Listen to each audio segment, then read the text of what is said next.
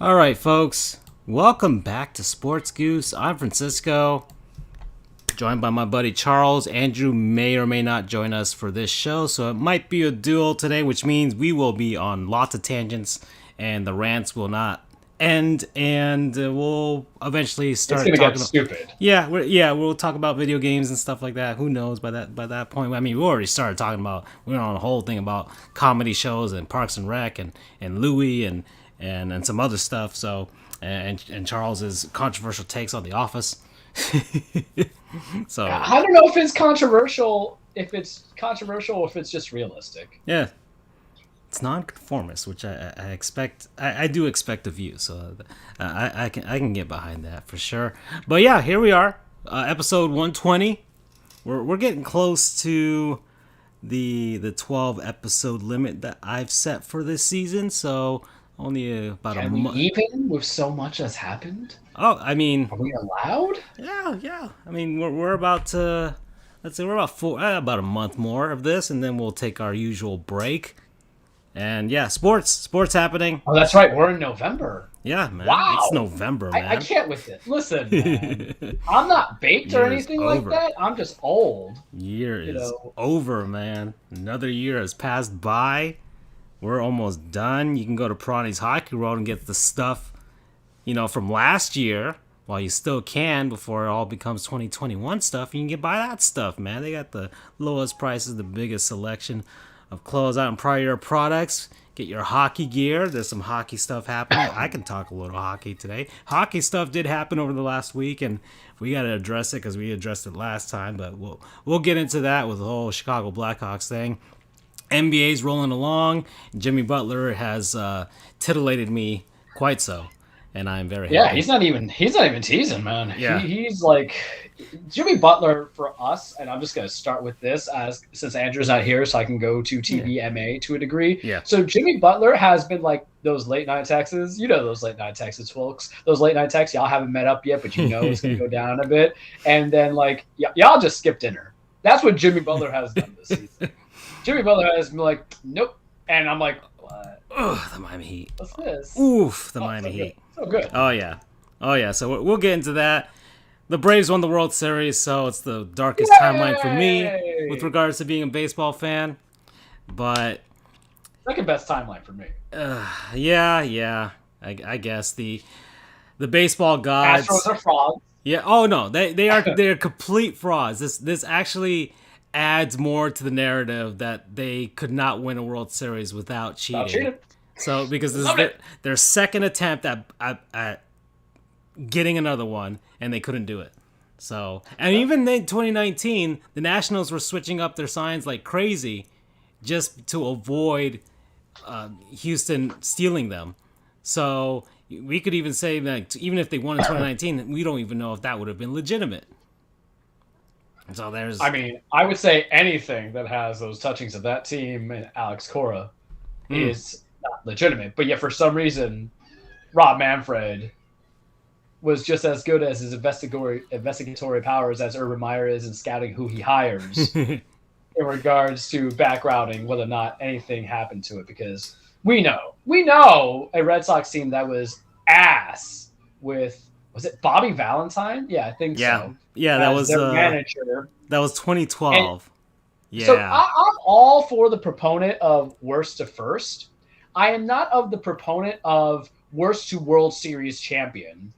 No matter whom you have on your team. Mm-hmm. And I just got to take that dig. I just got to take that dig and be like, suck it. Suck it. That's it. Mm-hmm. That's where we're at. We're 180 grand in law school. I have a JD. It's the equivalent of a master's, whatever you want to call it, master's jurisprudence. I have bachelor's, I have associates, and I'm going to come down to that argument where like, suck it, MLB. The teams that you wanted to win didn't win. Your investigatory is faulty, and everybody's a fraud. Suck it long and suck it hard. Oh yeah, and we might even get a player strike, or a lockout. Good. Even better. Even better. Because you know what? I have Y'all a feeling gonna we will pay get it though. I have a feeling it's gonna happen. Yeah.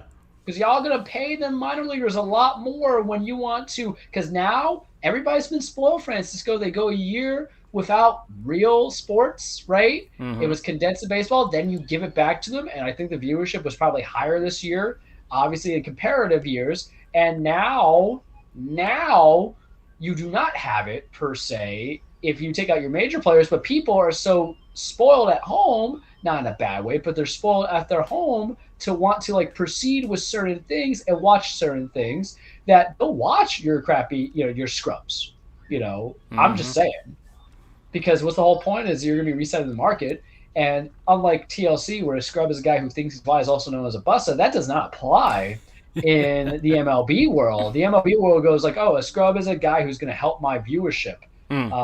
But that's for a different conversation. But I will chime in on that logic. Oh, yeah.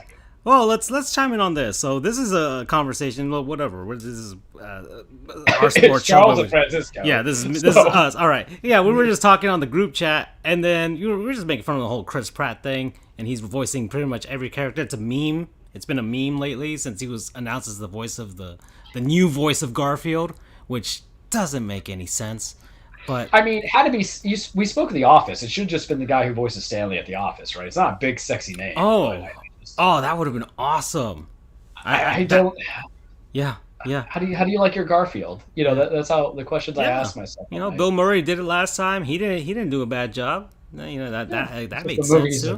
Yes, yeah. No, he was complete. I mean, he mentioned it in Zombieland. Do you have any regrets, Garfield? But Chris Pratt is the sexy stud now. I don't know what his voice acting chops are. He was in the Lego movie, right? And he was in that Pixar thing. I don't even know. Yeah. I didn't even watch that. Onward is the Pixar. Onward. I didn't even watch it, so I don't even know if he sounds just like Chris Pratt, but trying to sound like a teenager or whatever the hell. Well, I could kind of get Mario to a degree, because he has that very kind of like optimistic kind of voice acting from the Lego movie. Look, I'd rather have him that. I don't want him to sound the same as what was the guy's name in the Lego movie? Ethan, or I have no idea. Some generic name. I mean, that was the whole thing. It was a generic guy.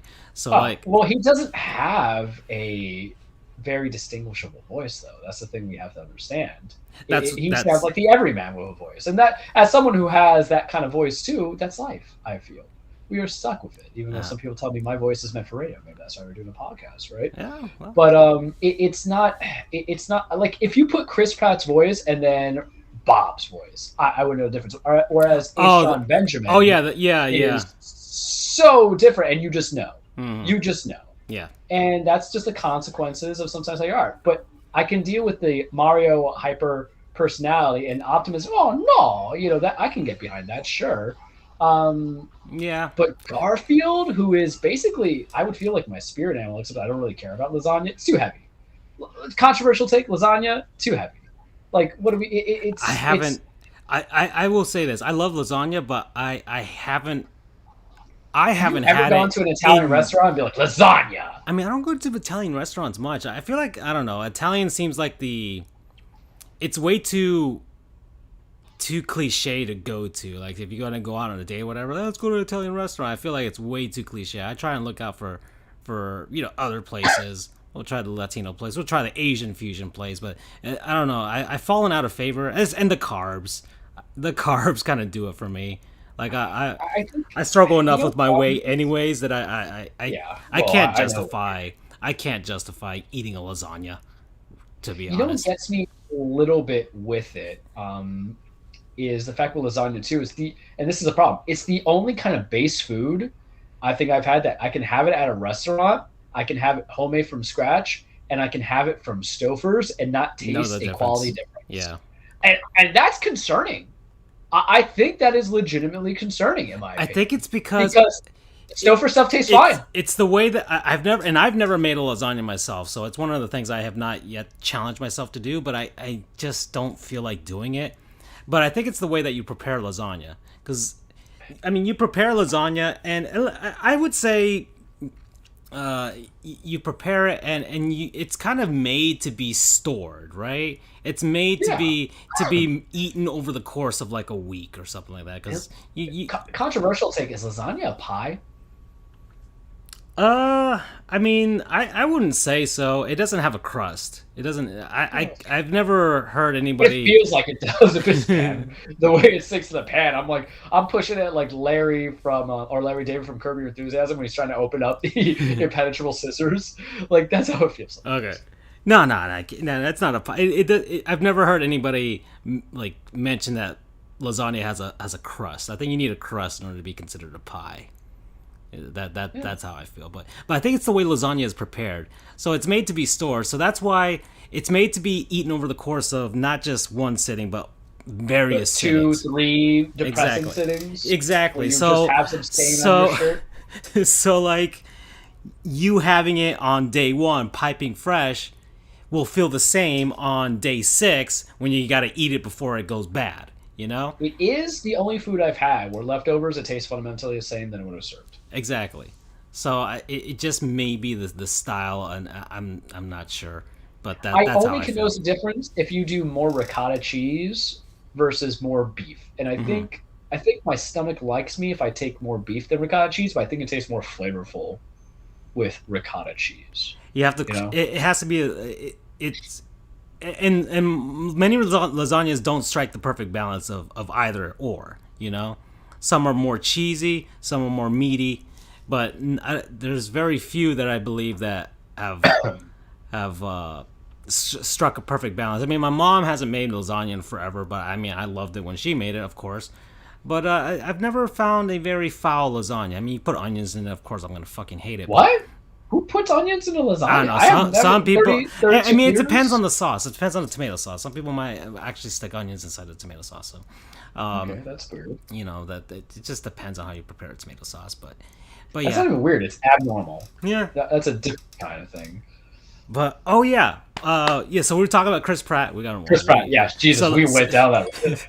so like let me put that thing on He's silent. Garfield. Yeah, he's Garfield, and we're like, and I sent out a tweet on our Twitter, and I was like, from here on out, the cage with Charles becomes the cage with Chris Pratt, and then got us thinking, who would we have play ourselves if we were to have a Sports Goofs movie or TV show? Who would be the perfect actor or actress? Who knows? To play as yourself, or who would you at least want to play that role that you think could do that role justice? Yeah, mine was easy, super easy. Yeah. What is it?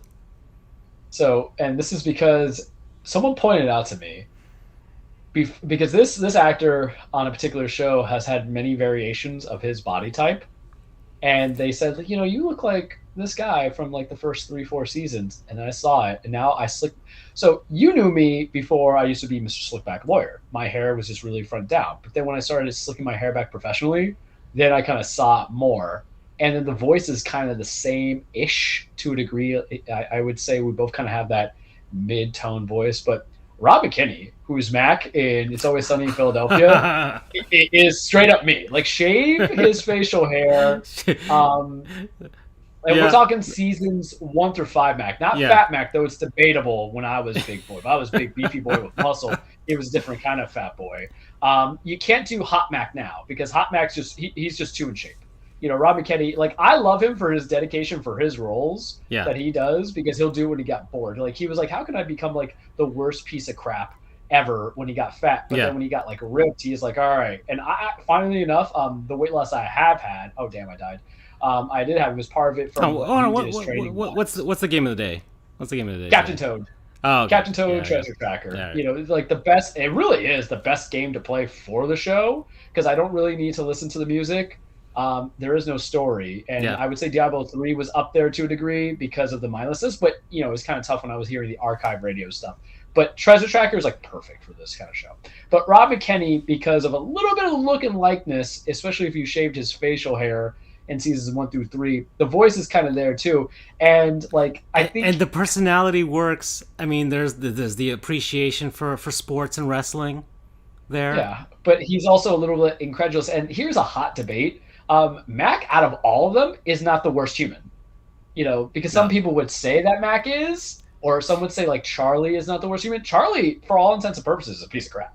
Charlie is like a terrible person, but it only comes out in spurts. I like how you've mentioned Always Sunny, because I've been watching a lot of Always Sunny YouTube videos that analyze the show. You know, there's some theories and stuff like that as to like why Charlie's gotten dumber over the course of the show. But of course, the whole point of the show for all of them, it's been the way since they started it, was to just like their characters become more and more deteriorated, more and more extreme versions of themselves, to the point where it's ridiculous compared to.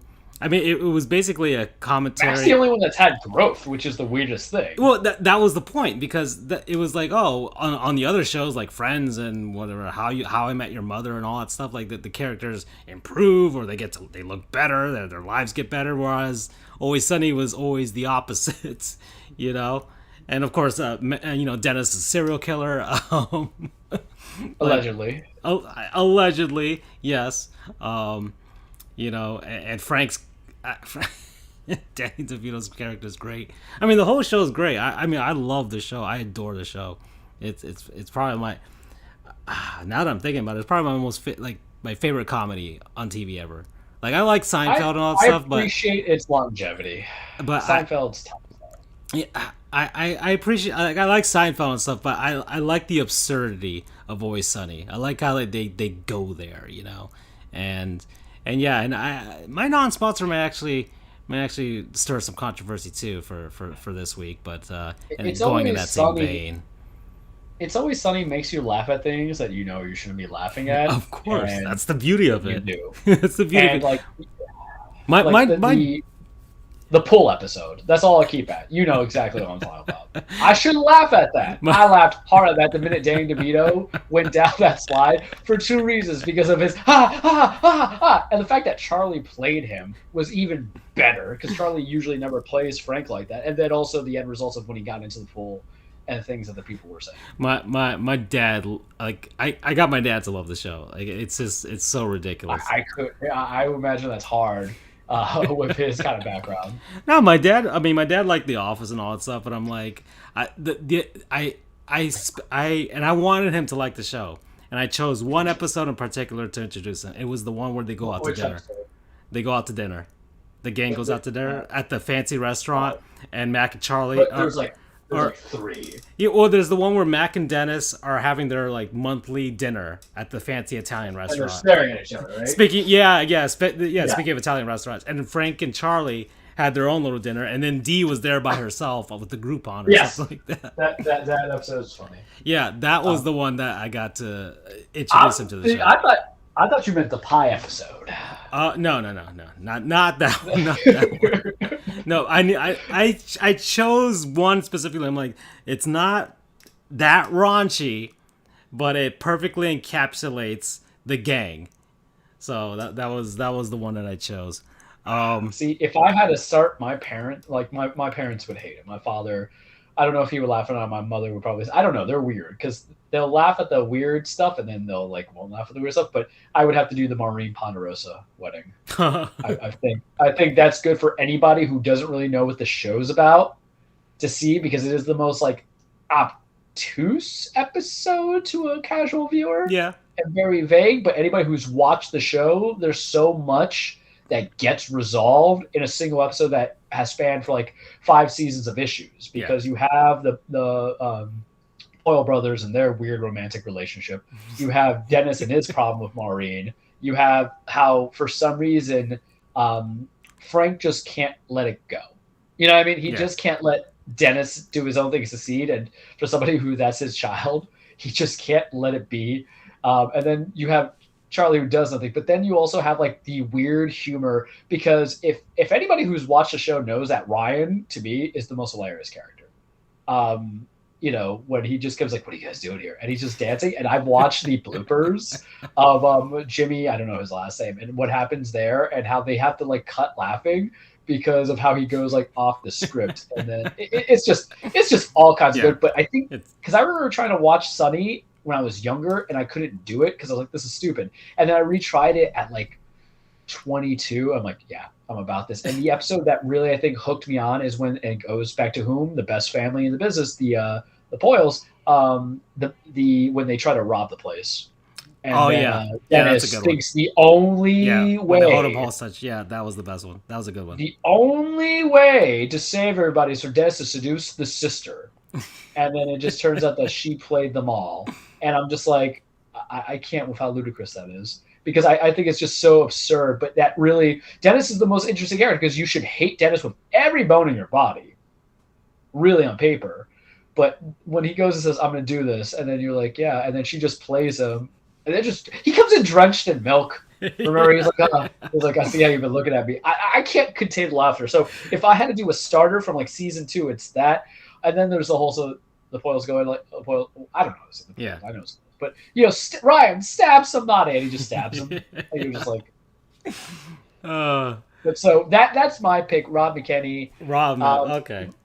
Like looks and likeness. He's not white Hispanic, but yet when you think about me, there's nothing. The only thing that's Hispanic about me, aside from my love of Spanish food and Spanish women, is just my last name. Yeah. There's nothing about it that has the ethnic traits to it, and I think Rob would kind of get my look going. Yeah. Okay. I was having a hard time with this one. And you might even suggest one for me because I couldn't really think. I was trying to I wasn't finding anybody that looked like me. I wanted, and the problem is I have Francisco with hair, Francisco with no hair.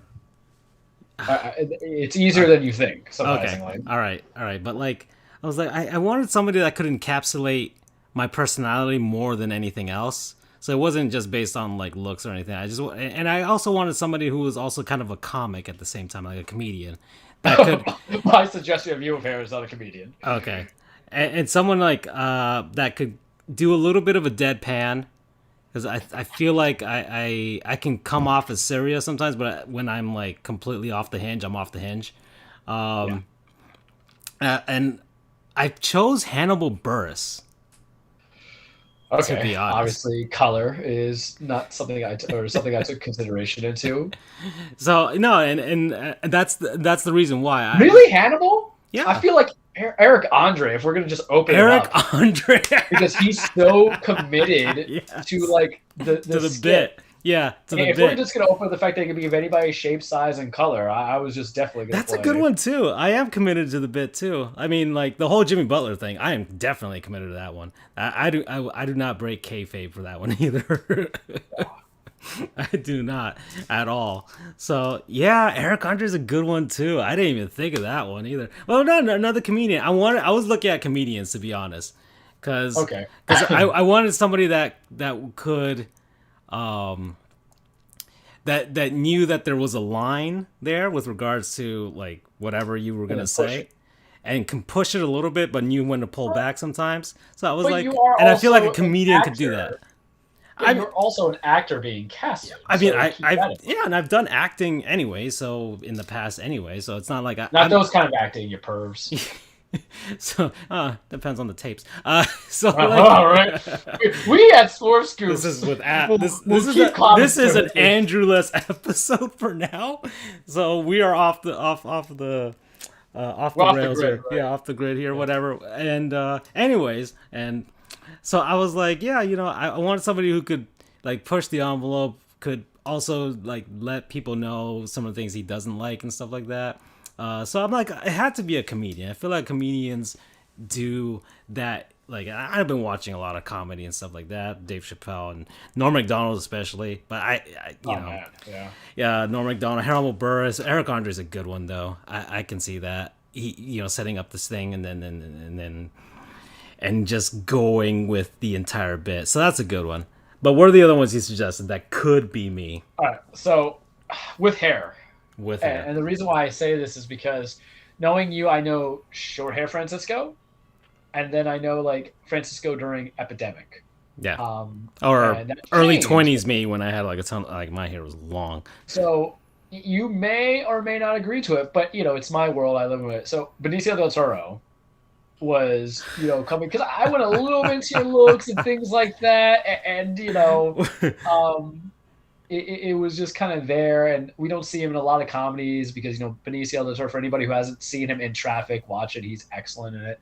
I just literally looked at the getup, and the great thing about comedians is the comedians I'm or looking at. actors I'm is they trying to can go find him into with it. like a full beard because he's got the goatee and all that stuff. But Yeah, but I can rock even him the. shaved. But Yeah. even him shaved, man.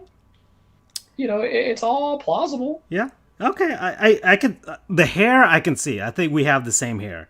We have the same At least hair. the hair and a little bit of the We have the eyes. same Yeah, hair. I was like, And yeah, I think the beard is the same as well. We got that. The eyes are different, of course. He seems to be squinting in every photo.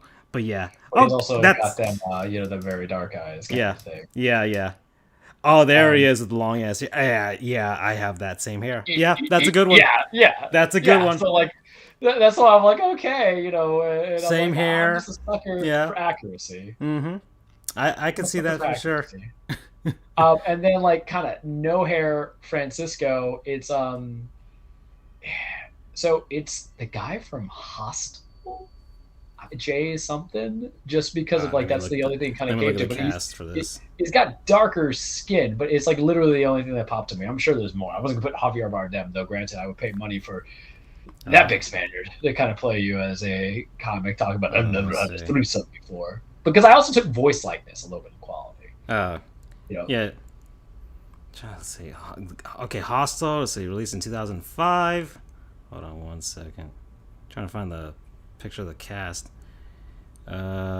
Okay, so who are you talking about in the movie? The main character, Jay something. I forgot his name. Jay Hernandez? Yeah, Jay Hernandez. Okay, there he is. Paxton. Let me look at different photos here. Oh, I am not that suave.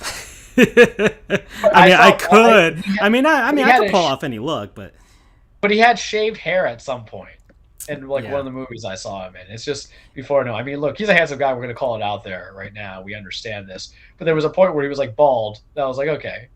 I think it was because it was like Suicide Squad. Like, he looks, maybe because you and I are like we're white Latino, right? He doesn't. He looks. Yeah. He's a little more in the middle grade with regards to I the don't know color a spectrum lot of there. Nicaraguan actors, man. I mean, what? Hold on, wait a second. Now we're thinking because there's only one movie I think I've and seen. he was in Suicide Squad, right? Yeah, he was Diablo. Yeah, But he was Diablo, yeah. there is one man who is Hispanic, Guatemalan, beautiful Oscar Isaacs with shaved head. Maybe I'll give him that to you. I don't know if he likes comedy, but let's see. I gotta see him bald. I saw Oscar, Dune. I thought let's see. Yeah, I could see it. Yeah, I see. I see could more see of it. that. Because Him with I got him with the full beard. Yeah, that's me.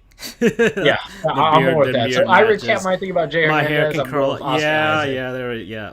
That's a good, and it's all like gray in the front, just like my beard grows. Yeah, that's the same. That's straight up the same. Yeah, there's just certain things. So that was my thing for accuracy. And then Andrew, I mean, he's not here, so I wanted him to be part of that game. That'd be fun. I feel like I could cast Jonah Hill as Andrew. Yeah. They're both Jewish. They're both. I think they both have the same hair. I think it could. It's not just the hair, but the body language. Yeah. I'm thinking specifically super bad Jonah Hill. I think, but I feel like he could. With them, Andrew's very polite, but anybody who knows Andrew, when he goes off the radar, oh shit, I died. When he goes off the radar and off the cuff, it is hysterical. Yeah, that's true. Because the outrageousness is like it all comes into it with the thing, and I'm like, yeah, that works. All right. Fun thought experiment right there. Let's go. All right. We went 36. Ah, damn it! I died again. Yeah, we're like half an hour in already, man. We are half an hour in. 36. We went 36, and I'm dying on the easiest level. Did you? What? You haven't played the game at all? At all? You just started it. Oh no, I've been playing it. Like I was waiting for Halloween trick or treaters and playing on my Switch. Oh, okay. I'm on episode 3 now. I think there's like 4 episodes. Yeah. So I'm pretty far into it. I will give my full review when the time comes because I don't like to rate games until it's fully done unless I just know it's terrible. And I'm also that person who just spites himself and will play it even though I hate. I like it a lot for what it's worth. It's this. Look, I've played 2 horror games. I don't know what the thing they cut out from the Wii U version is. I played the Wii U version, but yeah. I think they added in stuff. I know that they added DLC for like Toadette and all that stuff. So they have VR in it too. Oh yeah. If you had the Nintendo Labo thingy. not a VR guy. Yeah. All right. Yeah. No. Don't try the VR stuff on the Nintendo Switch. It's awful. Okay. So like, I guess we should talk about sports. All right. Basketball. Yeah. Let's go. Let's go to the NBA. Let's go. We're here. Okay. We talked about beloved Jimmy. So it's October's ended. So we had pretty much the first two and a half weeks of the season, and so we got the new NBA foul rules. That's been something people have been looking out for. James Harden hates it. Oh, of course he does. He's not getting the calls no more. No, I died. So he's gonna actually have to be a good basketball player. So it's been reducing fouls. Is it too hard to kind of hype or overhype teams that you expect to be better and they weren't better? I mean, Is it too early? it's too early. I think it's too early right now. It's kind of weird, and we're gonna get to that. But yeah, apparently most people are fans of the new rules. I saw it was like an 87% from, I don't know which outlet did this poll. I like it though. Yeah. Oh no, I'm good. No, it's actually bringing back defense. It's less floppy, less soccery, which is kind of the thing that was pissing me off about the NBA, was that a lot of players were looking up to soccer players and the way they flop and all that stuff. And well, this rule was basically for Harden anyway, because the Yeah. guy Oh, yeah. literally. no, he made his whole entire career on that. This is a guy who has won an MVP. His MVP season Was based on that. I don't know. His MVP season was actually not what I would say was the free throw situation, because he had some legitimacy towards it. But even the year when I said he should be considered as an MVP, where Giannis got into fraud, he ended up not getting it. He got it right now. That's fine. Yeah. But it's like Harden though. Like it's not even coming. It's more about. I feel it's not about preventing the calls. It's more about telling the refs that not everything is a foul just because the shooter is running to the lane. Yeah. Because there's a difference between like getting fouled, going to the bucket when it's a hard foul. Yeah, and that was the big emphasis on this rule, was they added basically it's for the offensive player that I didn't even know there was initiates a the rule contact until you told me, Yeah. and then I had to research it because Yeah. I was not following up on the NBA. It's about the app. guys who initiate the contact on purpose. So really just him. Yeah. Oh yeah. No, it's straight up James Harden rule. so that's and people thought it would affect Steph, but Steph is still getting like 6.8 attempts at the free throw line anyways. That's people who don't know basketball, because Steph is a shooter straight up. Yeah. Like don't come into that stuff. The only person I could see that being applicable to, but he's not even going to play this season, is Kyrie. Because Kyrie had a few of those because he likes to go in for it. Hold on. All right. So now you mentioned Kyrie. Do you think he would? Do you think he's going to retire? Yeah, I'm just saying it right now. I feel like he. I think the minute that Brooklyn says we're not paying your contract anymore, then that's it. Yeah, and I don't think any other. I don't find any other NBA team that wants to deal with that headache. And I don't think he's inauthentic. I just think he's kind of stupid. I said it. Like, you guys know my feelings on Kyrie. I've made it very apparent in the last couple of years. I like what he does for the social activism. You know I do. Because I think there's a lot of hypocrisy coming into it. He wasn't for the bubble originally, stuff like that. But the minute he's just like, I want to, and it was confirmed, I want to be a voice for the voiceless, was the minute I'm like, this is not your Muhammad Ali Vietnam speak. And for anybody who, and I always hype on it, is, Vietnam was a very touchy subject, and he basically, went and said, I'm not going to go die or go kill for people who never said, call me the N-word kind of thing, whereas there's problems here. Like, that was a very reasonable. Charles. You've Charles has lagged out here, so I cannot hear him at all. So it's just me right now. Charles, he dropped out. So we're gonna hold back. I can see what Charles is saying with regards to with Kyrie, as I'm trying to bring him back into the fold here. For me, Kyrie, I'm looking at it from a basketball sense, and I talked about this last time. I'm looking at it from a basketball sense. He hasn't been consequential at all to the NBA. And so it's like the Brooklyn Nets aren't really losing anything because they've been playing without him this whole time. Controversial? So, yeah, Charles, you completely dropped out there, so I had to call you back in. So I Okay. just Well, where did I drop on? Okay, so The million dollar let's just start with where you were like when Kyrie said I want to be the voice for the voiceless and all that stuff, and that's when Oh, he yeah, the voice for the lost you. voiceless. I felt that was inauthentic because, this is not your Muhammad Ali Yeah, Vietnam Muhammad Ali, and situation. then the Vietnam. Yeah, okay, I And heard then, that part. Heard that well, part. what I said that was almost controversial was, and don't try to put this whole my body, my choice kind of ad hominem argument that people are making when it comes to vaccinations, because you had vaccinations coming into it. And that's why I've seen in the political sense, people try to connect it to, they use personal choices. I have personal choices that I don't want to go to work. I wake up with a sinus headache. I don't want to go to work, kids, but you still got to go. This is something about health and safety and welfare. And the problem with Kyrie is that he doesn't have the support of his players in the league. The NBA PA is probably going to want him to get at least his guarantees, but he doesn't have to play per se. And listen, I think there's a different structured argument of, and of course, this is me being contrarian, like everything else I do on the show, I feel, but I can understand the construct of just because his NBA PA is in here doesn't mean that they're going to be looking at my best interest and the best interest of the league. And I do believe that sometimes people have to go and fight the brotherhood and work with it as well. But this is not the coordinated thing where this is true blackballing like it was with Colin Kaepernick. And I know it's a different sport and everything like that, but I'm going to utilize it. Why? Because we have that controversy with the George Floyd killing that came in where people didn't even want to kneel or not kneel, and everybody was coming into it. It just came down with vaccinations where, Jeff Van Gundy said it best. And you know how I feel about JVG. I like him even though he's a little bit of Larry David NBA. So go talk to Karl Anthony Towns.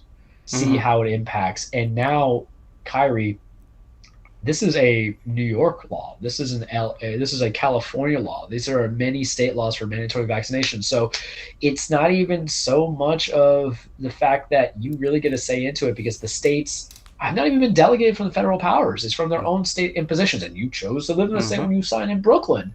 And tour and go through commerce that says, hey, you have to get it. So your only other solution is either retire, move out of the country, or, que sera, sera. But let me ask you this, Francisco, because I felt like I've unfortunately systematically attacked his approach in a way that I didn't intend to, because I do like the guy.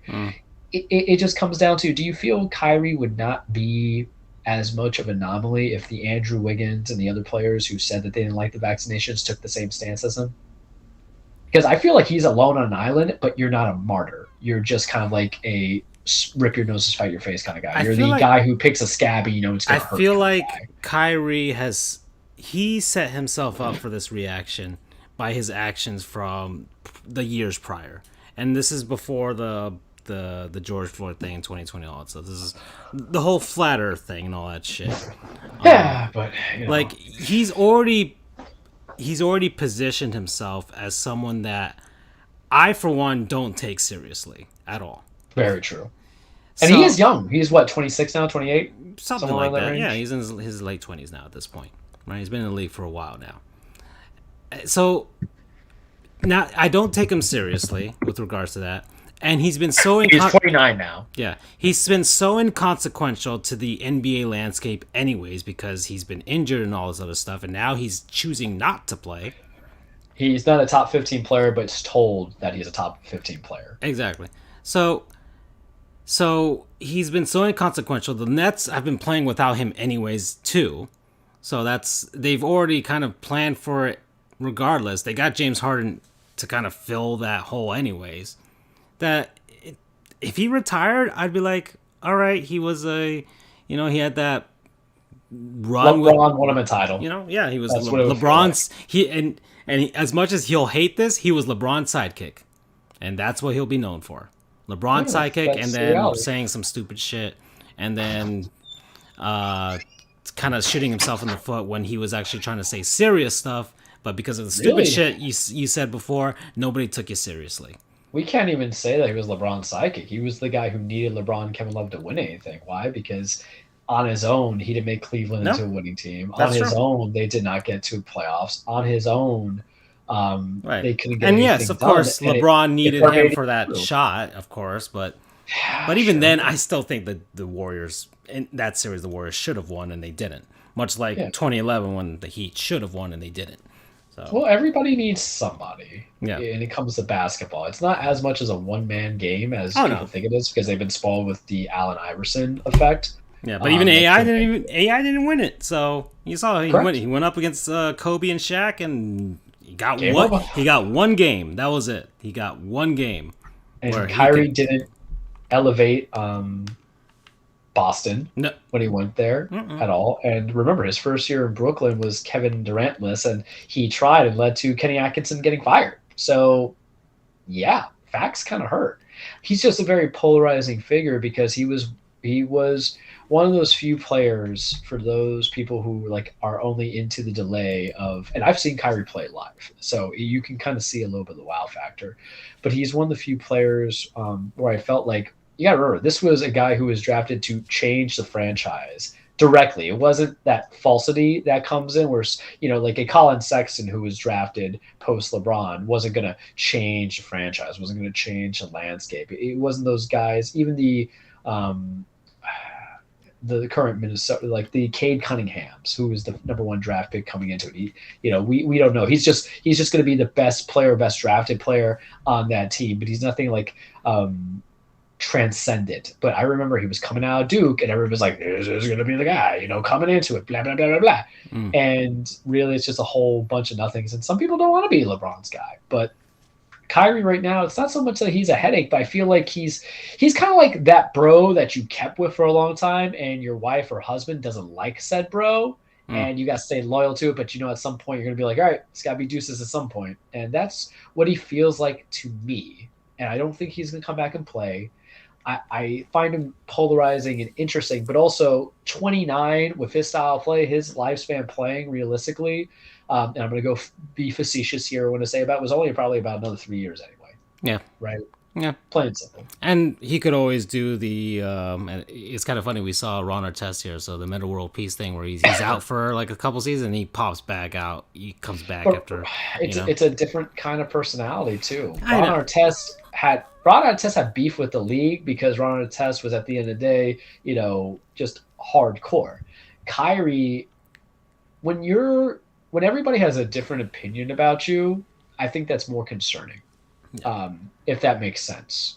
Yeah. It makes sense to me, but I don't know if that makes sense to you guys. As a player, as a influencer, as an everything. Because there's not one thing you could say generally about that person when it's good and it's bad. When it's the Ron Artest is like, he's done some stuff. He was there, he was transferred for the Pacers and then even for the Lakers, and he was known for being a hard ass. He was a dick. And then, he got some things wrong, but he wasn't always seen as the problem child. And what people need to understand too is we're not discouraging being a problem child. I like opinions. I like people who call out their commissioners. Hell, it's what have we been doing about Rob Manfred? I mean, heck, we do it. We call out the Florida bar and all that stuff all the time.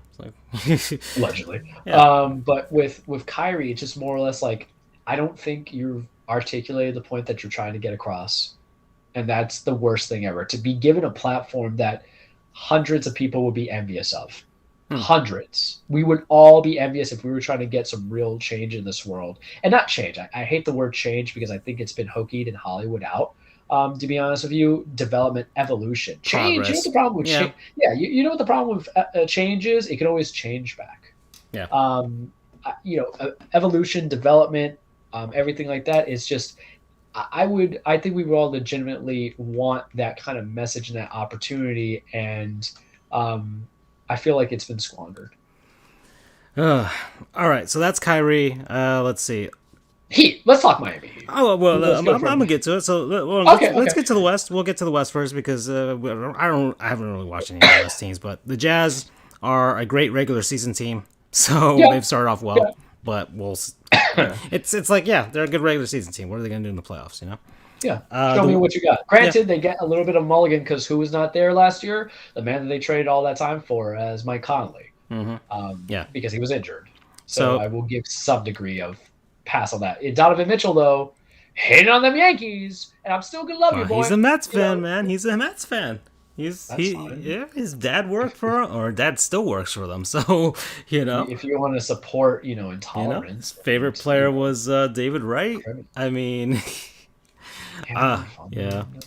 So, but it's not a logical hatred. Like, my nephew likes the Boston Red Sox, and I've already disowned him twice, and I still keep him around. So if I could do that, he's 14 now, so his whole thing is like he's finally at that age where I can like steal him for my own purposes. I'd be like, oh god, I'm my buddy, but it's terrible realizing I would have to go and take him to a Red Sox Tampa Bay, because you got to do that, right? You got to do that. You got to be that family member and take him to the Red Sox Rays game. But the fact that it's just so disgusting in my feels. But if I've kept to him, then I can accept Donovan Mitchell, who I was his big supporter last year, right? Loving it. I can support him, and it's the Mets. Look, I grew up in Queens, man, or not 2 degree grew up in Queens, but Jackson Heights, Queens is its own little niche thing, so I can get behind that. It's just come on, man. Just you don't know what winning looks like, and that shows because you play for the Utah Jazz. So don't worry, I will teach you. Yeah. So here we go. The Warriors are back.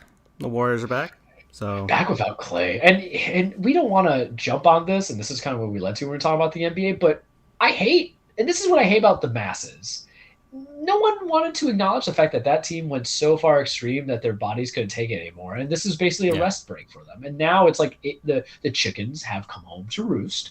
And now it's just that team, I'm that ish, as the girls say, have come back to, they are fully effective. And that's without Clay. Yeah.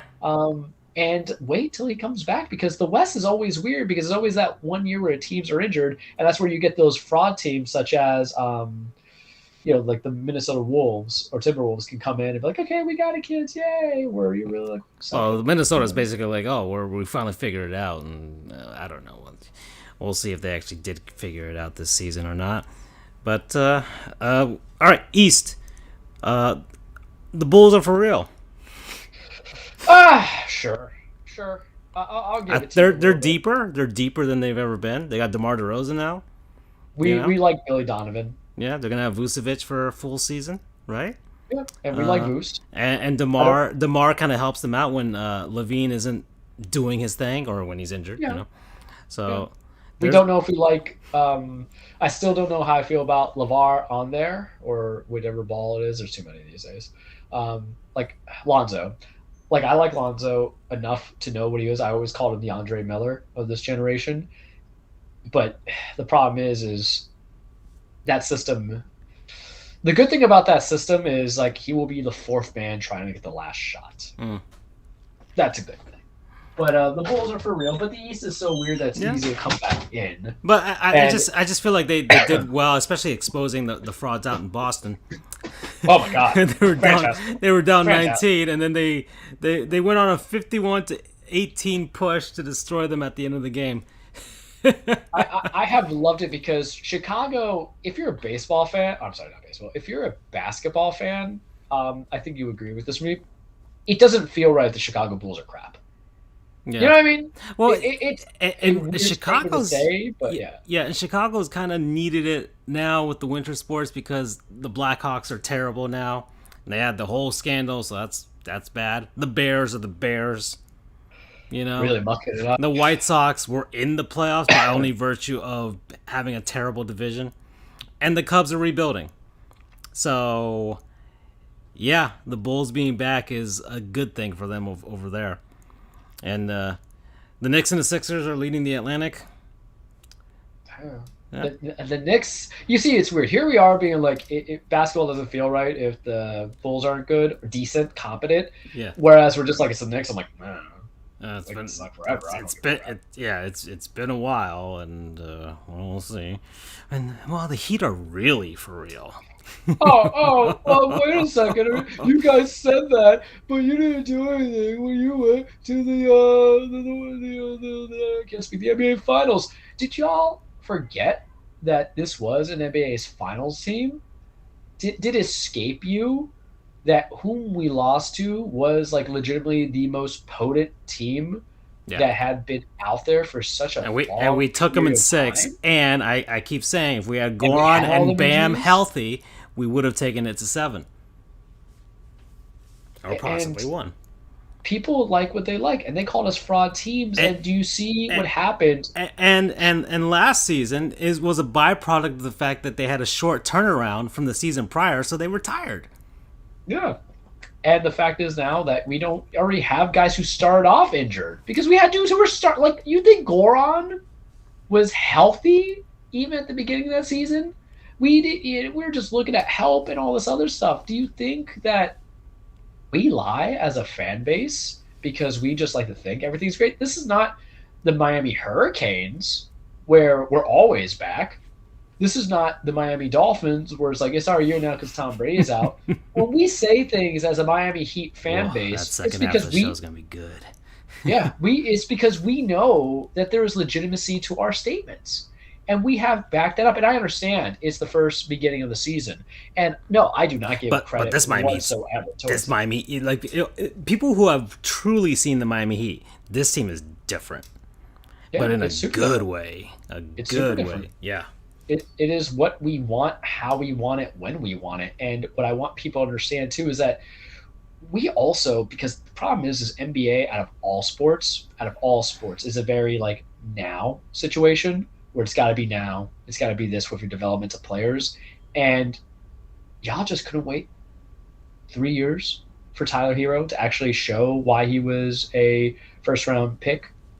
We know he's not the draft, like the lottery pick. It was 15. But do you see what I see? Do you see it? How he's not a starter, but he is a starter. How, yes, his defense can improve, but he is becoming our efficient offense. Yeah. That's what I see, Francisco. Mm-hmm. I see legacy. I see development. I see happy turnaround for Charles. But these people, these bunch of haters, they don't like it. Do you see a team who plays defense with Bam, with Butler, with Kyle even? That goes to the versatility of this team, and that's why basically because they're not just winning; they're winning games by a lot, right? They're shooting, and we are aware. And it's only 7 games. But regardless, it's showing versatility of the team because I know that now I know this Heat team can win like that, where they have to do a shootout, or if they need to grind, I already know from the past 2 seasons that this team can grind a win out as well. Like if we have a defensive matchup where we're not getting 100 points, I still believe in this Miami Heat team to be able to get that done compared to a different team. And do you know what's better, Francisco? I believe this is a team that could be a West Coast team. Like the Miami Heat last year could be any East Coast team. I'll say it. I don't care. Like, we got destroyed by the Bucks. I don't care. Don't care. Like it's still we tapped that ass for everybody else the year prior. Like I think we were always built to be a East Coast team. I feel we can beat a West Coast team. I felt that if you gave me Utah's one, if you gave me the Warriors, and here's the thing about the Golden State, I have them in like a top 3 seed. Like people forget Steve Kerr is a good coach. Like they're not going to get James Wiseman back. Like they're not going to get Clay back either. It's not like Clay was always a to the rim guy. So obviously you don't know basketball if you're thinking, oh, he's got an Achilles and a knee injury. And he's like, I'm doing like buddy. He's a 3 shooter. So he does more, but he can also shoot the 3 as well as a jumper. It might not have as much wear and tear coming into it. So I think this team can take on a West Coast team. So just to your point with regards to beating West Coast team, I mean, we beat Dallas already, right? Yeah, but they're frauds. Let's just say it right now. I was saying that last year too, so I don't care. So far, the only West teams that we faced thus far, Dallas and Memphis. Yeah, Memphis is a weird kind of mix. I can't Memphis. Yeah, Memphis is. I mean, it really depends on like how far they can go with Ja Morant. So they also traded a whole lot of guys. Yeah. So it's like because they don't have Valanciunas anymore. They have Adamson in there. I just got to see how it kind of produces, and it's one of those things where we talk about system in basketball a lot, and I just got to see. I feel like there's not enough shooters, and I don't know enough about Jaren Jackson to see what was the hype about giving that extension. I think a lot of NBA teams kind of freaked out about rookie contract extensions because why? They're going to freak out when the new TV deals come in. That's why they rather get those guys paid out now, such as Mikhail. They don't want to be stuck with the Malik Bridges kind of situation where they have to pay all these guys if there's going to be new monies coming in, especially with that COVID money coming in. But I don't know. Like I'll reserve ruling. We'll reserve judgment on like Memphis. But so far, I mean, both teams are similar. They're both 4-3, so that's kind of who the Heat have beaten. So we haven't, but what we have beaten Brooklyn. Yeah, and you know what? Don't give me the whole there's no Kyrie because there was no Kyrie last year for a big portion of it. Focus on how we kind of stopped Durant. Opening night against Milwaukee. Mwahaha. So, just saying. Milwaukee, what's up with them? Is everybody hurt? I mean, yeah, or I mean, championship lull too. That could also be a Yeah. thing. So they'll be fine. And They'll look, get it together. we're not debasing whatsoever. They're We're not 4-4. debasing. They'll get it together. Yeah. And Yeah, they're I can't take seriously certain things. Like that's why I don't worry about Central. We'll see the how the Bulls stand up to them this year. That'll be a nice change to see. I would say that Bulls team is most like us. Well, that's Not why that- it's kind of yeah. intriguing seeing the Bulls. I mean, Yeah. I actually if they keep playing like this, it's like, oh, that's an Eastern Conference final right there. You know? Yeah. I love Boston sucking. I love it because Yeah. Brad Stevens kind of played the Bill O'Brien role where he's like, I want to consolidate these powers. I want to get my dudes that I think are going to be perfect. And then you realize, like, this is really bad. Yeah. I don't know. Listen, I don't know how to pronounce their coach's name, so that's how I'm going to start it out with. But good for him for getting that job and everything like that. But Brad Stevens, the minute he said, okay, I can't do this anymore, so I'm just going to be the GM, is a dangerous kind of proposition. Yeah. You know, Especially when he doesn't Larry, have a history of it. So yeah, for every Larry Bird who does something or monumental, Pat Riley. or Pat Riley, you get the Isaiah Thomas without the sexual Yeah. allegations. And the reason why we bring that up, folks, is because it is so off kilter, and it's already not. I don't know what you're a team stuck in transition, or are you a team that's just going to be muddled in contracts because you're paying Al Horford, Yeah. just out of nostalgia, Yeah. and that's bad. And I liked Al Horford back in the day. I think everybody did. But Yeah, that guy's back got in some 2012, that's fine. yeah, and that's kind of there, so that's always kind of concerning. Jaylen Brown, you have to decide if you're going to pay him or not too, so keep that in mind. And then you have the situation of is Taysom going to be kind of stuck there? Or, I'm sorry, Tatum. I'm thinking Taysom held for the Saints because I'm looking at stuff for football. But is Tatum going to be kind of like stuck in being the best player on a team, and then no, I died, no, and then just kind of stuck with everything there because you have like no point guards coming into it. I'm just waiting for Isaiah Thomas to come back because that's what I feel what's his face is going to do. Is like, let's just bring the band back together one time. Let's roll it back to 2016 or because being a GM, I think is kind of like the best GM to me right now, aside from Pat, is just Mejri or whatever his name was from Toronto, who knew how to develop, how to strike, who to get, and when to let go. Yeah. Oh yeah. And you're not going to get that and he knew that championship window with Toronto was well, I mean, it was probably the smallest one that I've ever seen. And he knew he needed one guy and one guy only to put them over the top. And sacrifice DeMar DeRozan for it. Well, it wasn't just one guy. It was one other thing. It was one coach. He knew the guy that he had was not sufficient to go for it. Yeah. And it's being a good GM is knowing to make those hard decisions. Oh yeah. So he did two things. He and Dwayne Casey won the coach of the year. Too. That was one. And he got rid of a beloved franchise icon in DeMar DeRozan. Right?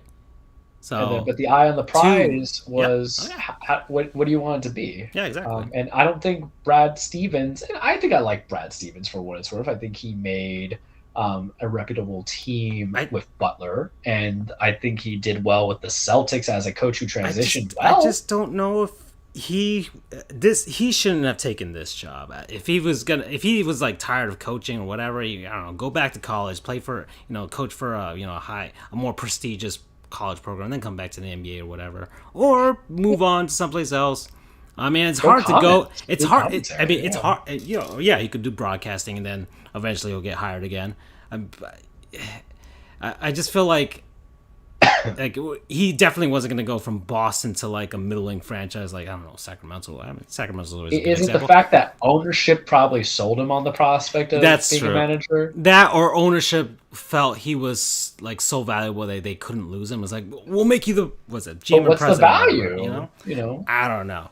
I guess and also there's a desperation to Boston as well. They've set up this team. They had all those draft picks. I mean, they've been kind of they bought their own hype. That's really what it feels like. And it's like they're in contention, but they've never really been in contention. Like they had two seasons. I think was having Isaiah Thomas. Yeah, they had two seasons of true contention when they were facing off against LeBron and the Cavs, and then that one year with Kyrie, but that didn't work out. Did they even go to the Eastern Conference Finals on that one? I don't recall. I think Basketball, man. I think they did, but Kyrie was injured, right? So it was kind of basically done from there. Anyways, their championship window. I mean, if it ain't shut, then it's very, very, very close to shutting right now. And that's the whole thing. And even then, be in it to win it. Yeah, exactly. And even then, I don't even know how much you could say they had a championship window, because I don't think they would have beaten anybody in the West, and they definitely can't beat anybody in the East right now. They can't beat Milwaukee. They can't. Sure as hell ain't gonna beat Miami. No. But going from Boston, because it's kind of sad. It really, I'll leave at this with Brad Stevens, and I got nothing else for him, is that it's kind of like you're on that breakup. I love you, but I don't know how to like be without you anymore. Yeah, that could be a thing too. And that's what it feels like. But in happier news, 76ers are still frauds. It's so good. We'll see. I mean, they're 5-2. It's fun. And it's another regular season team, right? They'll rack up their wins, but with a New York Knicks team that's actually contending, that might be a bit of a change. That could be interesting to watch. And then the Wizards are good, apparently. I don't know. Listen, you want to know why the Wizards are good? Because they took all the good players that LA had, and we're like, thanks. Yeah. It is so to bring up history. It's the equivalent of when Denver got all those players from the Carmelo Anthony trade, and they were able to get your Ty Lawsons and all these other guys, your J.R. Smiths, because those were fundamentally sound players. Yeah. And what was Washington suffering from? Bad draft picks. Yeah. Plain and simple. Like, they had no depth, no bad picks, and they were just like, right field. Yeah, so if you give me, no sound substance. So if you're like, oh, hey, we'll give you Montrezl Harrell, and then we'll give you all these other guys, and we'll give you all the other dudes that were on there from the Lakers, it's going to be like, thanks. You're going to be good with it. You're going to be sound. So good on them for just like, thank you, because it's not even like they traded away sound guys. This was all for Russ. Remember, this was all for Russ. So it is not the Carmelo Anthony. You have a guy who is out of his prime. And I'm just going to say, like, I'm not overreacting on Lakers. I'm not even overreacting on Russ, because what they're looking for is just dudes to take over and lead if their other stars are down. I think you got the best guy in Russ. Because there will come a time where LeBron's not going to play and Davis can get hurt. And who are you going to be like? You're like, Josh Hart? You're like, oh, Alex Caruso? No, they're like, okay, let's go. The Lakers knew the Lakers knew they were just two guys. The Lakers knew their team is just two guys. So let's get a third guy, even though it's not really a big three. It's just big two still, but LeBron is. You and I both know this. Russ can in a 7-game series. Russ by himself can win you at least 2 games. Yeah, he has done it. He can will a team. In the first round. The plan. In the first round, at least. That's the whole thing. That's the whole thing. It's like, all right. But people, I think it's just too hip to be square mentality. Like, we just want to hate the Lakers because the Lakers. And then I'm like, no.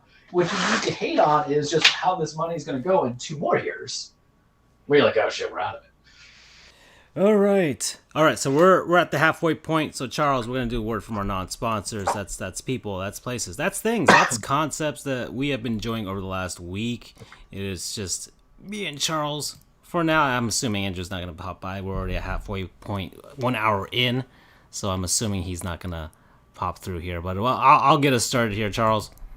And I had mentioned before that it might be a little controversial today, for sure. I'm ready for it. But I feel like I need to give my props to this person, and because it's someone that I've followed since I was a teenager. And my non-sponsor is Dave Chappelle. All right. Like, I laughed at the thing, or the stand-up, so you're okay with me on that. So it's Dave Chappelle, and yes, he's embroiled in controversy, but he's a comedian, so of course he's going to be. And he's a huge comedian, so of course he's going to be. But he's not even controversy. It's Netflix made their own controversy. It's a whole thing, and I'm not going to get into it. All right. Y'all, that's for the Twitter and all that stuff, and the internet's stupid. So it doesn't matter. I mean, heck, we're on the internet. This is Sports You guys pay us. You guys pay us money. Yeah. Although we haven't been sponsored for this episode, so that's fine. We went rogue. Yeah. You know, I was hoping for that McRib for sponsorship today, but that's fine. You know, whatever. That's fine. We did our Piranhas Hockey World thing. You know, they stay loyal to us, right? I think we got a couple cents from them already, so we're good to go. I checked the numbers. And yeah. Anyways, Dave Chappelle. Been following him since I was a teenager. Chappelle Show. Just iconic show for my development in my taste for comedy, for sure. You have Half Baked, movie he did with Jim Brewer. That's hilarious. Jim Brewer's crazy. Yeah. So Oh yeah, and he's got good stand up too. All right, if people listen to Jim Brewer, he's got some pretty darn good stand up as well. And this year I was able to actually see Dave Chappelle live. My brother-in-law got tickets at the Seminole Hard Rock Casino, and we went to go see him. And well, his the subject of his comedy special was the one that was in the recent Netflix one, or his last one for Netflix, for like the 5 he was contracted to do. And I mean, the man's just hilarious, and I think he's intelligent. He's brilliant. The David Letterman, was it the thing on Netflix that he did with him to kind of show some insight to who Dave Chappelle was and stuff like that, kind of opens your eyes to him. And I've just enjoyed his comedy and his social commentary as well. Okay, and just from what he believes and what he sees from his perspective, and I find it pretty enlightening as well, just to see it from his perspective, and the way he spins some of the hard, controversial issues to talk about into comedy. And that's why I love comedy, stand-up comedy, and TV comedy, all that stuff, Always Sunny, all that stuff. It's because, man, life can suck a lot of times, right? Real life. Me and Charles work in professions, and especially in categories of professions where, we see some real shit. And so it's nice when I see someone, I don't know what that saying is with like regards to like comedy and tragedy or whatever. There's like a thing, but life is a comedy and a tragedy. Yeah, something like that. Or the darkest things are like the best comedy and stuff like that. Some of the darkest stuff or best comedy comes from the darkest stuff, and it's because life is hard too, and it's good to laugh. I read a study that like children laugh, I don't know, like 100 times per day, and like adults only laugh like 5 or 10. The average adult only laughs like 5 or 10 times per day or something like that, or even less. And so there are a lot of people out there who are some pretty frumpy, and I'm one of those people. Well, I've been listening to a lot of Norm Macdonald lately these past couple of weeks, and his brilliant comedy and stuff like that. But I just most recently rewatched Dave Chappelle's special here. So I've seen it 3 times already. 1 live and the 2 Netflix ones, just to review it and stuff like that. And I appreciate the craft with regards to comedy. I really do.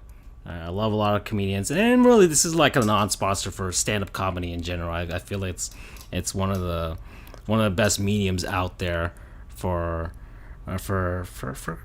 life. Some of it can be serious social commentary. You got guys who do that. I like myself a little Lewis Black every once in a while, right?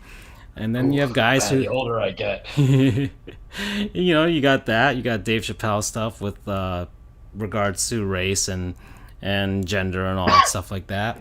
You have guys who don't want to talk about that shit at all, like Jim Gaffigan, right? And just talk about family life and just observations like that. And then you have some really weird shit. There's a few comedians who do the that. weirdest comedian The weirdest comic right now? for you? I always thought Dante Martin in my lifespan. The one who Yeah. do the Pictionary stuff. Mhm. I couldn't get into it, but he's just the first thing that pops into my Yeah. head. I mean, there's some stupid stuff. They got Jeff Dunham. Yeah, my God. Tell it to any white girl in 2009, though. You were not getting that date. There's another guy, Randy Feltface, who's an Australian comedian that's basically a puppet. and he's actually got some good stuff. What about the shirtless guy? I don't know. You know, Bo Burnham's pretty brilliant too. second to get into Bo. I just his is more theatrical in that sense, and he's definitely got a lot of chops with regards to acting and singing and all that stuff, and that kind of mixes into his comedy. And I can see why some people may not like it. It might be a little too much, but I just kind of appreciate the entire the craft. I like the craft of comedy. I could never be a stand-up comic. I don't believe I have the chops to turn real life into comedic situations. I mean, we all experience comedic situations and stuff like that. We can recount a story or two, but I don't think I could consistently do it like they do, you know, and have the courage to go up there and tell it to people and see if they laugh or not. So you're not a vulnerable person, Francisco? I'm not. Well, I mean, hell, we do this show, man. We do this show, so it's not like I don't have any fear. I mean, shit. Not a lot of people will actually sit up here and do this and stuff, man. We stand in front of judges. I've already had my pants pulled enough down by judges in court that it really doesn't matter to me. But there's still some courage with this, and I know Dave in his this last special, he went out on a mission with this one. There was a definite point he was trying to make. A lot of people may not be seeing it or may be refusing to see it, but I felt it was a very well constructed special. So, Dave Chappelle, promo code I'm rich, biatch. Appropriate. Ashley Larry would have been another one. Those skits always cracked me up. Yeah. See, some of those Dave Chappelle episodes age perfectly. Some of them not so much, but they're always kind of funny for their time. And that's sometimes the humor in comedy is you have to also appreciate the time and the place of it, whether it be a movie, a TV show, or a stand-up person. My favorite's always going to be Carlin. I feel that's just so basic white boy love, but Carlin is now like just preaching to me in today's time. Well, I mean, he was, and that's kind of the reason why he never really got mainstream with people. That's the other thing, you know. Of course, he was ahead of his time too. That's another thing. Big time. Yeah, he was way ahead of his time. So he was saying things that people weren't trying to say back then. You know, you got Richard Pryor too. That's another one. I mean, Carlin's my whole predicate of don't vote. It annoys the crap out of Andrew, but like, you know, when you become a man and a woman and an adult and everything in between, you kind of make your own determinative factors, but sometimes you reflect on things that are told to you, and whether it's a person that you know or even someone that you had no conversation with in your life, but it was still something comedical, you know, some things impact you.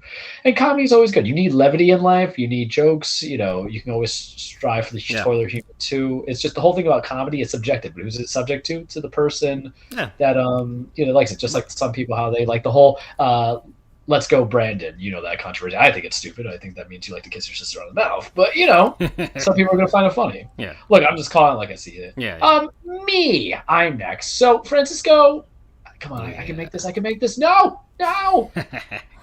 I'm not a father. I have never, you know, had a child. I don't expect in my life that I will ever have a child. No. Make sure that but, and we've been holding off on this for a while now that I can finally talk about it.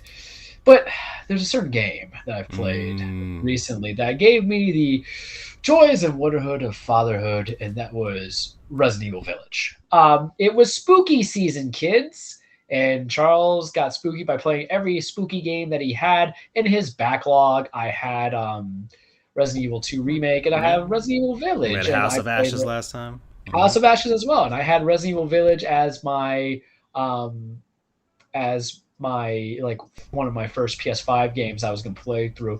And I like the Resident Evil series. It's not for everybody, but I've enjoyed it for what it is. It has certainly been a series about evolution, and this is one of those first games I've played where I feel I've completed it. It took about 10 hours to come into it, and I don't want to go too much in detail the storyline, but I think it kind of matters is that Resident Evil, you think zombies, you think Umbrella, you think all these little governmental shakeups and everything like that. we go to Resident Evil 4, which is one of my favorite games of all time. And I know everybody say it's overrated or it's outdated. I don't care. It's still one of my favorite games of all time. And I'm just basically Leon Kennedy trying to save the present. But in Resident Evil Village, it was continuing the story of Ethan Winters, who was the main character in Game 7, which I skipped on because Bayou Horror, Louisiana was not my cup of tea. And then I knew that the villains there were just not as diverse. It was just molten men. I was like, no. I'll just keep to what I know. Thank you very much. Resident Evil 8 is different. Resident Evil Village was different. I felt that it was a pure successor to Resident Evil 4, one of my favorite games of all time. Hint, hint, wink, wink. The action, the intensity, the focus, the everything that kind of came to it, and the emotional renaissance. And I don't want to go too much in detail, spoiler, but we all know about big old vampire Lady Dimitrescu and everything comes into it. But it really, at the simple day, is not about a father or not father, but not a man trying to overgo against spooky stuff and then beating, these little monsters. Is more about a father trying to do right by his daughter. And I felt some emotion about it, especially near the ending scenes. I won't spoil, but it was one of those first Resident Evil games where I actually felt real closure. Usually it's just the very endings are like the cheesy heroes win for the day. Like if you ever played Resident Evil 4, which I love, he literally leaves on a jet ski with Ashley after saving the president's daughter. I was just expecting him to make out him put on shades, but Leon Kennedy don't flow like that. Resident Evil Village or Ethan Winters, you get some returning of Chris Redfield, who I guess is really the main character, though I can argue Jill Valentine, Claire Redfield can get there too. But it's continuing his story. He's over in like a quiet little village over in Europe trying to do some things. And then, Chris comes in and ruins his life. Graphics, amazing. Action, fun, first-person viewing coming into it.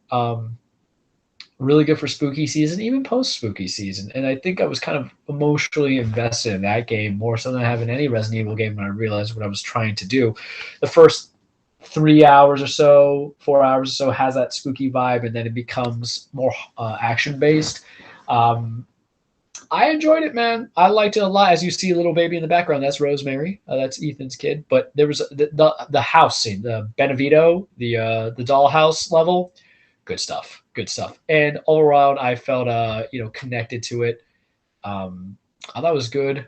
When they make 9, I'll look forward to it. I don't think Ethan's going to be in it. I think it's just going to kind of go off shift. But definitely get it on your PlayStation 5, Xbox Series X, PC. Don't get it on the current gen consoles. It's probably not going to run as fun. Good old Resident Evil fun with some love to Resident Evil 4. Basically, those good games I had the pleasure playing. Not my game of the year. We will see what my game of the year is when we have our annual review of stuff, but it's not there. But it's like a solid 8.5 for Charles.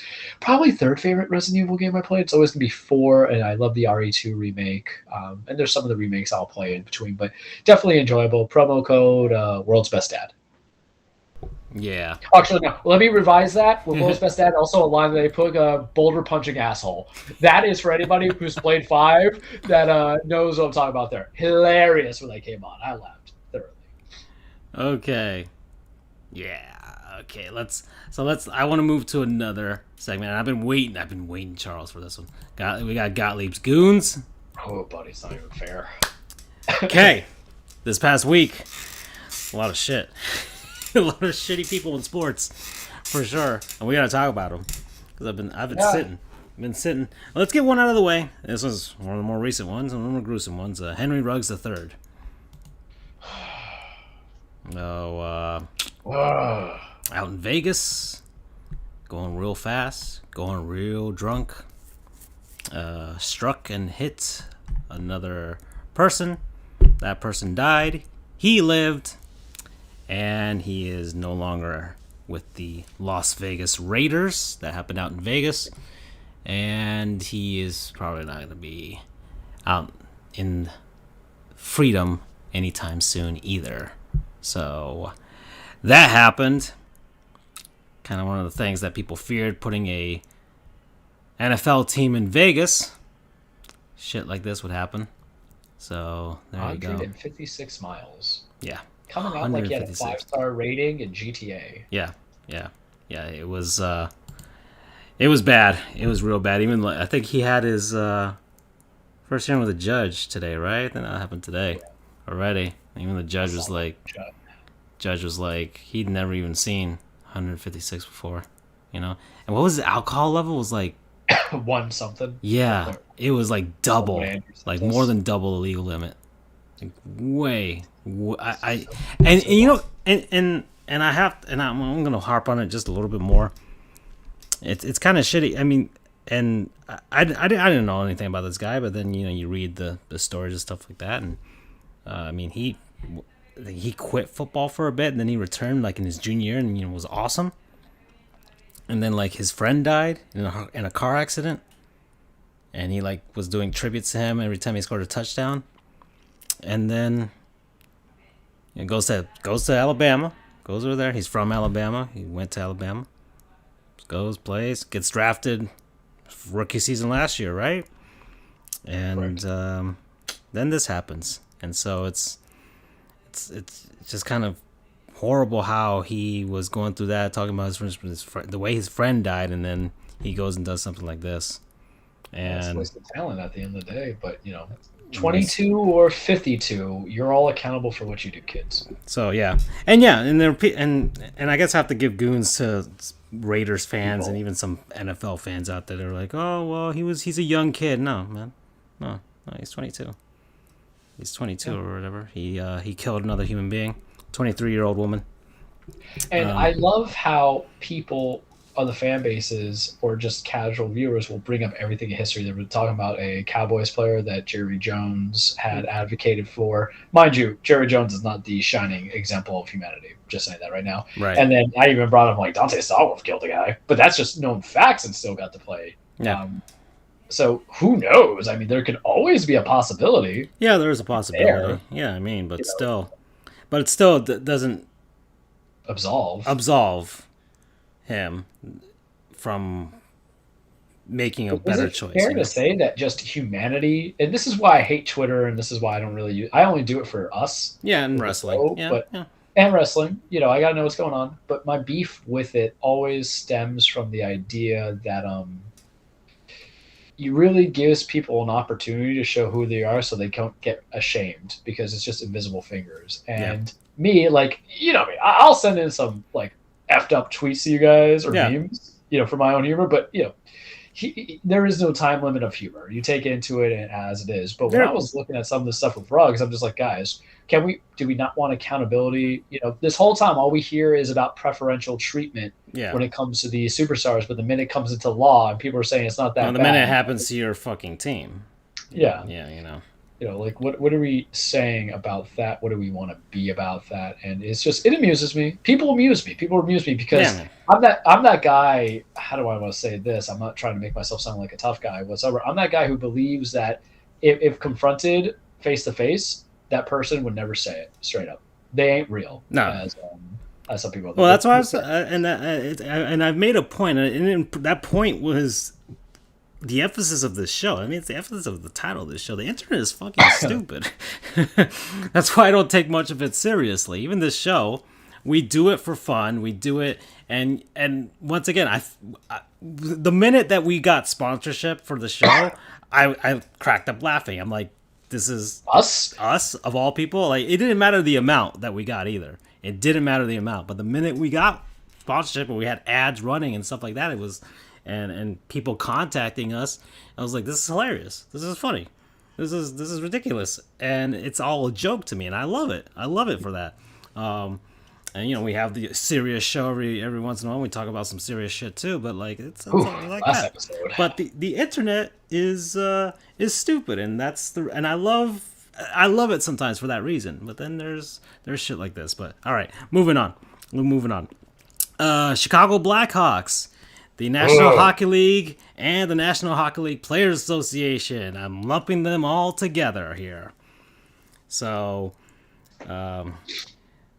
this is a continuation of our massive discussion last week, and I don't want to harp on it too much longer because we kind of already made our feelings known last episode. The player that was sexually assaulted it was by a video coach. I had gotten everything completely wrong with regards to who it was, but regardless, was Kyle Beach, who revealed himself to have been the player that was assaulted. And there is a player too, by the way, that has not come out. he went on TSN up in Canada to have like a 30-minute long interview with the reporter that broke the story, and it's hard to watch.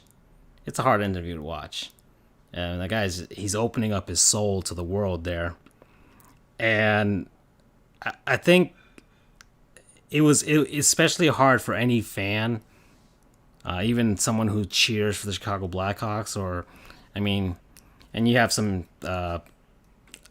ripple effects with like a Florida Panthers fan, and even the Winnipeg Jets, but they didn't do shit. So I guess I'll lump them in too because they didn't fire their GM. But I don't know. I can't assume what the investigation showed. It's hard to be one of those stupid shitty fans on Twitter that's trying to defend this, right? After that. Well, if they try to defend it, you're basically saying that male sexual assault doesn't occur. Yeah, and there's a lot of people out there that believe that, right? So, yep. Especially in a sport base, because they're thinking you're profiling. You're profiling a 200-pound man who is X feet tall and wide and whatever. And you're making this assumption that it's an impossibility. Yeah. To that, sir or madam, is and you're making an assumption that everybody erroneous. Like if I was 6'5", 250 pounds, and with big giant muscles, so I would just beat the crap out of people. Some people aren't like that. Some people don't want to beat the crap out of everybody, Even though you have the capability, you still can be sexually assaulted. That's such a fallacy that comes into it. And I don't know. And maybe it's because it's me. Maybe it's because of the stuff I do. Yeah, exactly. I'm not I am in no means an advocate of any of these things, to for or against. But I think what happens is well, let's be candid. I am an advocate against it, obviously. But it just perplexes me where this belief of machismo ought to be coming into it, because who's to say this hasn't happened in any other sport that is out there? Yeah. And it hasn't happened since. Of course. And it hasn't happened. Yeah, it's countless times in every level of sport, right? It's just we like to cherry pick. Yeah. But this is huge. This is a major sports league where this is happening, right? So, it's goons to the Blackhawks and NHLPA for failing Kyle Beach. They failed him. They utterly failed him, and they failed the system. And it calls into question. And there's a lot of hockey fans kind of that have been victims of this, or have known people who are victims of this, or just conscientious of it, and regardless if they have no direct link to it, that kind of call into question their fandom and their unwavering support for the league when something like this goes down. And I'm gonna keep watching hockey. I love hockey and everything like that. But I will say the NHL and the NHLPA. And the NHLPA is the one that surprised me. But Don Fehr, who used to be the MLB PA leader, and he fucked up too. So they all fucked up. So yeah, goons to them. All right, let's get on the lighter side here. Andrew's not here. I was kind of hoping he'd be here, but I put the college football playoff committee because my beloved Cincinnati Bearcats are not in the top 4 spots. Whereas my beloved Miami Hurricanes don't even get a 25 because you chose a team that's like 7-1, but not the team who won back-to-back against the middle of the road teams. I don't get that. Like, we're going to go on record now? Come on.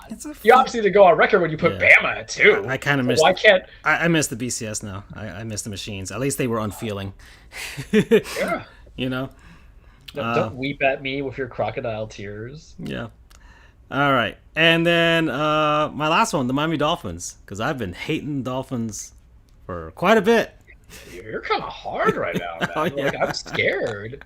I feel like that episode of Family Guy when Meg goes to prison and she comes back zero of who she was. It's basically that. I've been a fan of this team since I was like 11 years old. Majority of his life? And with... Like, I think I'm finally frustrated. And I finally got Doug to also be frustrated with it, too. Because he told me he's not even going to watch the game this Sunday. And Doug's a very optimistic guy, you know. But for me, I the whole Deshaun Watson thing, the whole thing with that allegedly, I don't know what the attorney for the women, and I don't know how you saw it, Charles, but Well, I say already that told you what I thought. I thought the guy was just kind of. Well, I being. made arguments. I made I arguments. know, we've talked about it before too, but he's saying that the Dolphins were asking for an NDA from all the women, Yep. and I'm like, and my disdain for the team has gotten so low these past 20 years now or so that I honestly could believe them doing that, being desperate enough to do that. And I finally I'm relegated to the fact that I've always said this has been a love-hate relationship. I've been a pessimistic Dolphins fan, but at this point, I really fucking hate this team. Yeah. And I'm actually I feel like someone who's finally realized who he really is. I'm a Dolphins hater.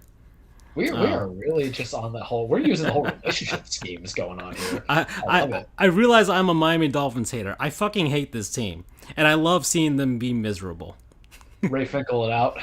Yeah, I feel like that this is my purpose now is to hate the team. Oh, yeah, I got the I'm not gonna buy no more merch. I'm not gonna buy no t-shirts, no nothing at You're all. gonna care about who they draft. You know, actually no, because I need to care because in order to hate well, you do need to care, right? So I will still follow the team, but I will be hating on them until So they get their basically, shit together. they're your baby daddy. Yeah. In that sense, I'm stuck with you for 18 years, but Yeah. we're gonna be going from it. Like Oh, I yeah. have to care about what's happening in your life because I don't need my child to find you OD'd on something. So I feel like that this is truly my purpose to hate the Miami Dolphins and to jump on several different bandwagons across the What a NFL. terrible life you live. I must say.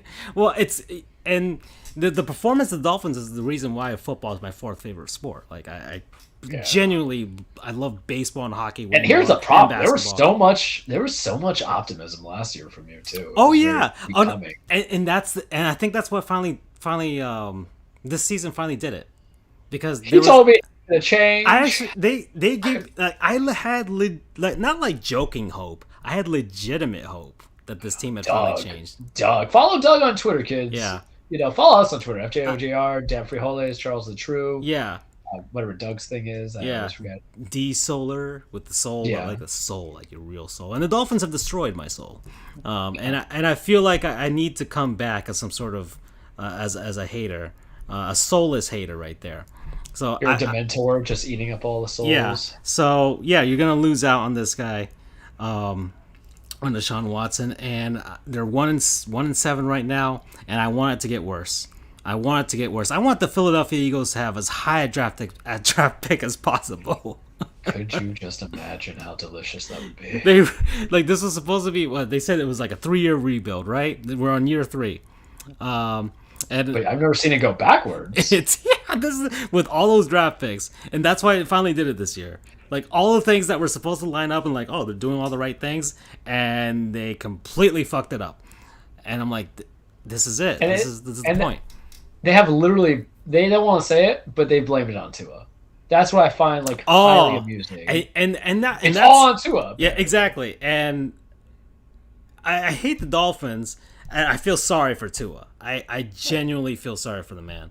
Okay. Like I don't think he's the guy, but I would say he was. No, the guy he's not the last guy. year, He's so, not the guy. you He's know. not out of the draft class that he was in. He's not gonna be. He's an average quarterback if he's healthy, right? Yeah. He's an average quarterback, and you just have to have the right system around him in order to win, right? And I mean, he had the same thing in college. So, all right, I'm just gonna say it. I don't think Bamo just won because of him. I think he could have put anybody in there, and He's the first Bama quarterback I know to lose. yeah. You know, So you got that. as Jalen Hurts. And then, and yeah, I mean, there was, I was gonna say something more that was also poignant, but whatever. Anyways, yeah, Miami Dolphins. You're hurt. Yeah. You're hurt. Oh no, but I finally am at peace with this now. I'm hurt, but at the same time, like this is better for me. Like I This feel is better bad. for me. I feel bad for Tua and the fan base because they draft Jalen Waddle, don't know what to do with Jalen Waddle. Plain, and simple. Oh Plain my as God. day. Yeah, And no. Doug loves him some Jalen Waddle. Yeah. Like, No, you no. know, J- very drenched when yeah. it comes to Jalen I don't Waddle. even know what the hell they even drafted him for, but yeah. And then they don't even go to get a running back at all, which is what they. Miles Gaskins not the guy, and No. they've known Miles Gaskins has never been the Of guy. course not. Ah, dang it! I would have been happy with Adrian Peterson coming down here. We'll talk about it. It's coming. All right. Okay, and this was an also recent goon, and I know, and I wanted to put this one in because I know you're gonna love it. Aaron Rodgers. Oh, inject it in my veins. Actually, don't, say because I'm you'll right? get sicker. Well, no, I won't, because if I inject in my Oh, no, veins, the I'm actually vaccine, gonna be yeah. protected. Yeah. This is the Aaron Rodgers medicine. Here we go. For the last 5 years, you and your essential oils as a fan base, fantasy football and casual viewership has, for lack of a better word, and I'm probably being listened to from people at work, I'm going to say it anyway, y'all have licked the nuts of this man.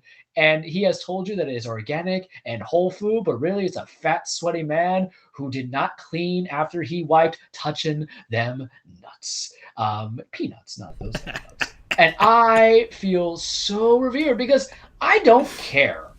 I'm putting this out there right now. I do not care if you, as a professional player, are vaccinated or not. I don't really care. And I know that sounds different considering the fact that we went on the Kyrie spree. The Kyrie spree was a different thing because there's actual consequences of it. We all know football. Football doesn't care because they have pushed games last year until like a Tuesday to make sure they would get their money.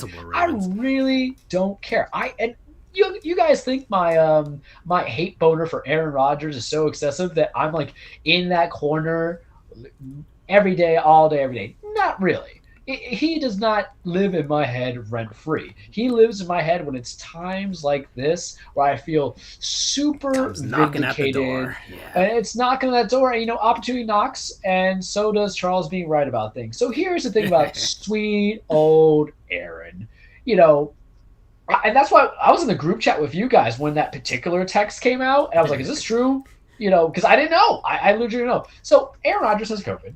We're going to start with that. And I hope he's okay. This whole thing is not saying, oh, he was COVID, haha. That is not that whatsoever in this conversation. No. This conversation is that... This has been something that's been built. It's been part of the narrative of Charles and the Green Bay Packers and Aaron Rodgers. Oh, yeah. Fraudulent. And you know what part of you being fraudulent is being It's much like a good wrestling story, right? Yeah. Being fraudulent is also viewed as inauthentic, fake, things like that. So I didn't know that he went and said to the people, oh, yeah, I've been immunized. Why? Because I don't follow it like that.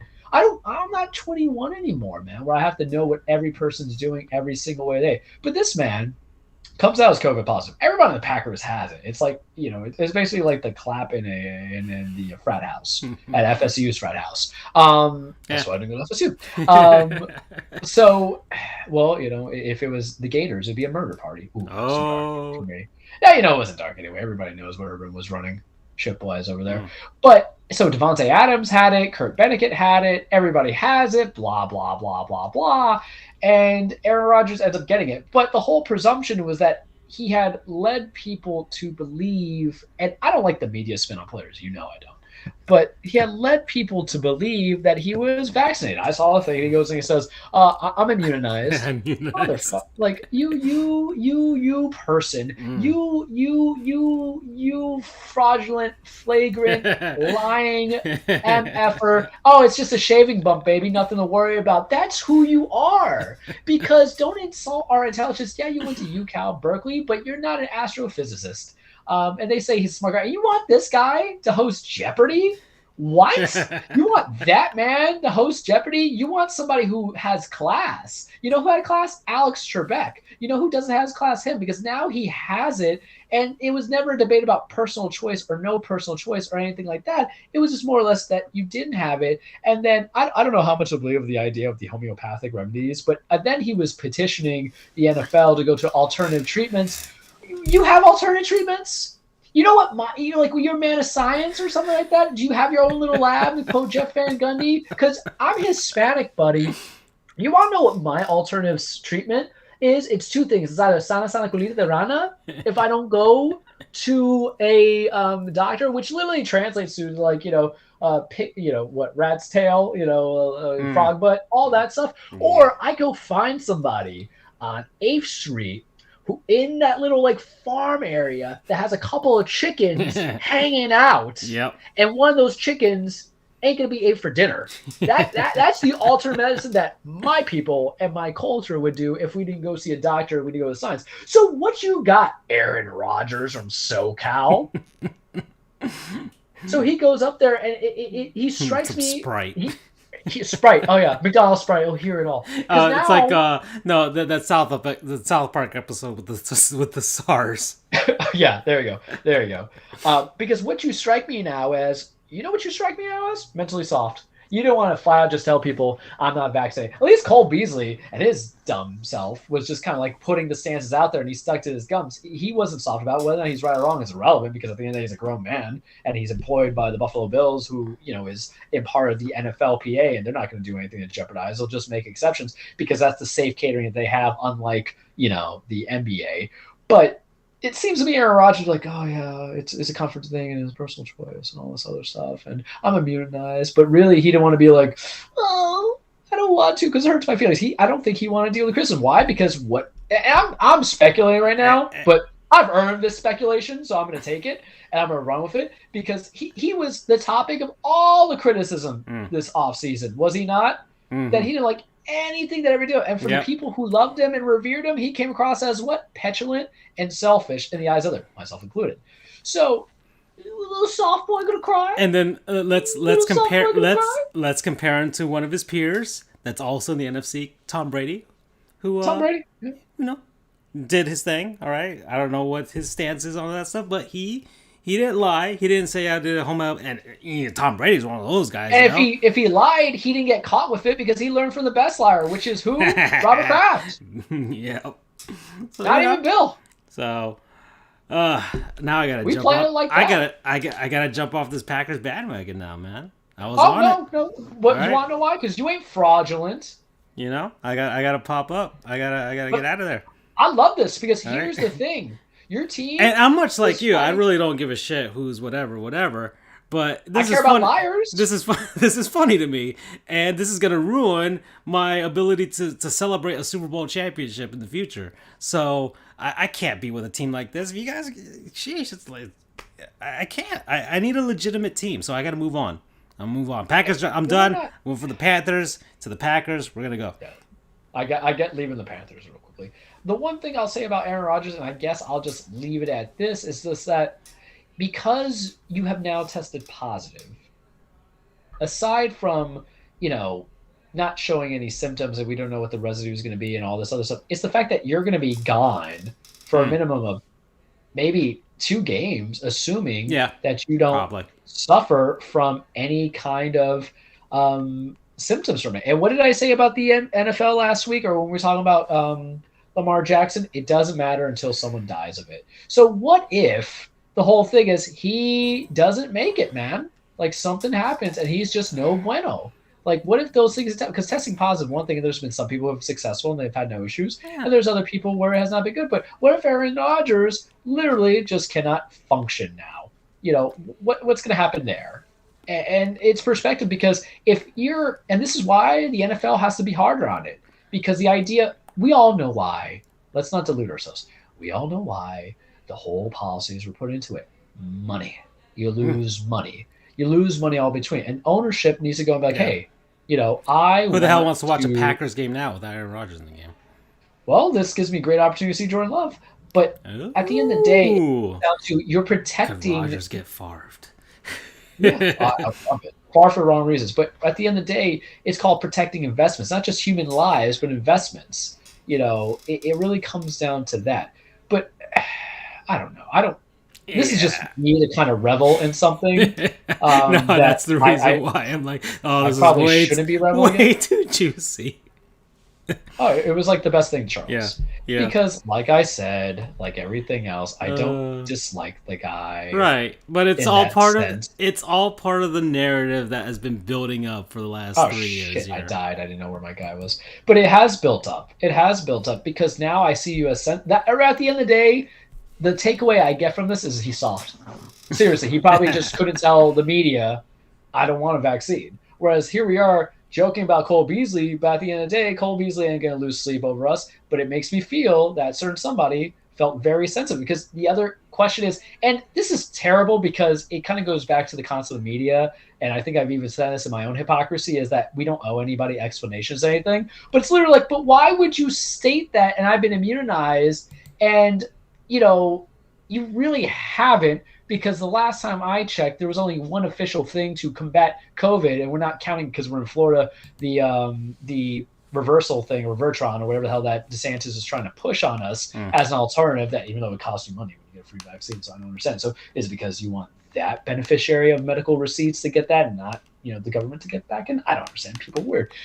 Besides the point, it just kind of comes into it where, like, unless he's got the super duper Sana de Rana, or he knows some good shaman. And the reason why I'm calling them shaman is because of the fact that there's too many to classify in the Hispanic hood up in this baby, is the fact that you're not sharing that, man. I mean, you went to California. I think some people there have some cool recipes, but I love it. I love it though. I don't feel vindicated. I just feel right. Yeah. Okay. So that's it for that's all the goons. But it was pretty. Yeah, we had a lot. We had to talk about it. So here we go. And real quick, real MVP. Once again, Kyle Beach, real MVP to you for being brave and doing what you're doing, to recount your story in front of people. Second one that I got here, I'm not gonna harp on it too much, but Ernie Johnson. His son passed away, but his son was special needs and everything like that. His son died young too. I think it was like 33. And so, but and there had been, I think there was like a ESPN 60 thing about him and all that stuff, how he takes care of his son and everything, and of course, tribute and stuff with the guys on TNT. And did they do something for him? They talked about it, in during the show. I would bust out crying with Chuck and Shaq and Kenny. So they were there talking about that, and Ernie Johnson's been, because of this, a massive and great advocate for special needs children and everything like that. So that's really, we love Ernie Johnson. Oh no, on Twitter too. People were like, "I will not accept any." There's no falsity. I don't think any single NBA fan dislikes Ernie Johnson. So there you go. All right, so that's the real MVP, and I guess Andrew's not here, so not really much on college football. But we'll just pop into the NFL. We'll just go there. Let's do it. Let's do it. So, all right, Charles. We're not gonna get. Go ahead. Start with it. No. We gotta leave it. All right, fine. We'll start with. No. You know what? Marinate it. All right. Fine. Do your thing. Okay. So, NFL, Week 8. The Chargers are frauds. Big time frauds. That whole AFC West is fraudulent, though, so they're okay. Yeah, really. They could win it, and it'd still be. God damn it. The Chiefs. Nothing seems game planned at all. Exactly. In that division. Yeah, exactly. The Saints gave up everything just to beat the Bucks. God. That is a pure Tony Stark moment from Avengers Endgame. Yeah. Hands down. Yeah. Dude. Good on them for beating them, but at what cost?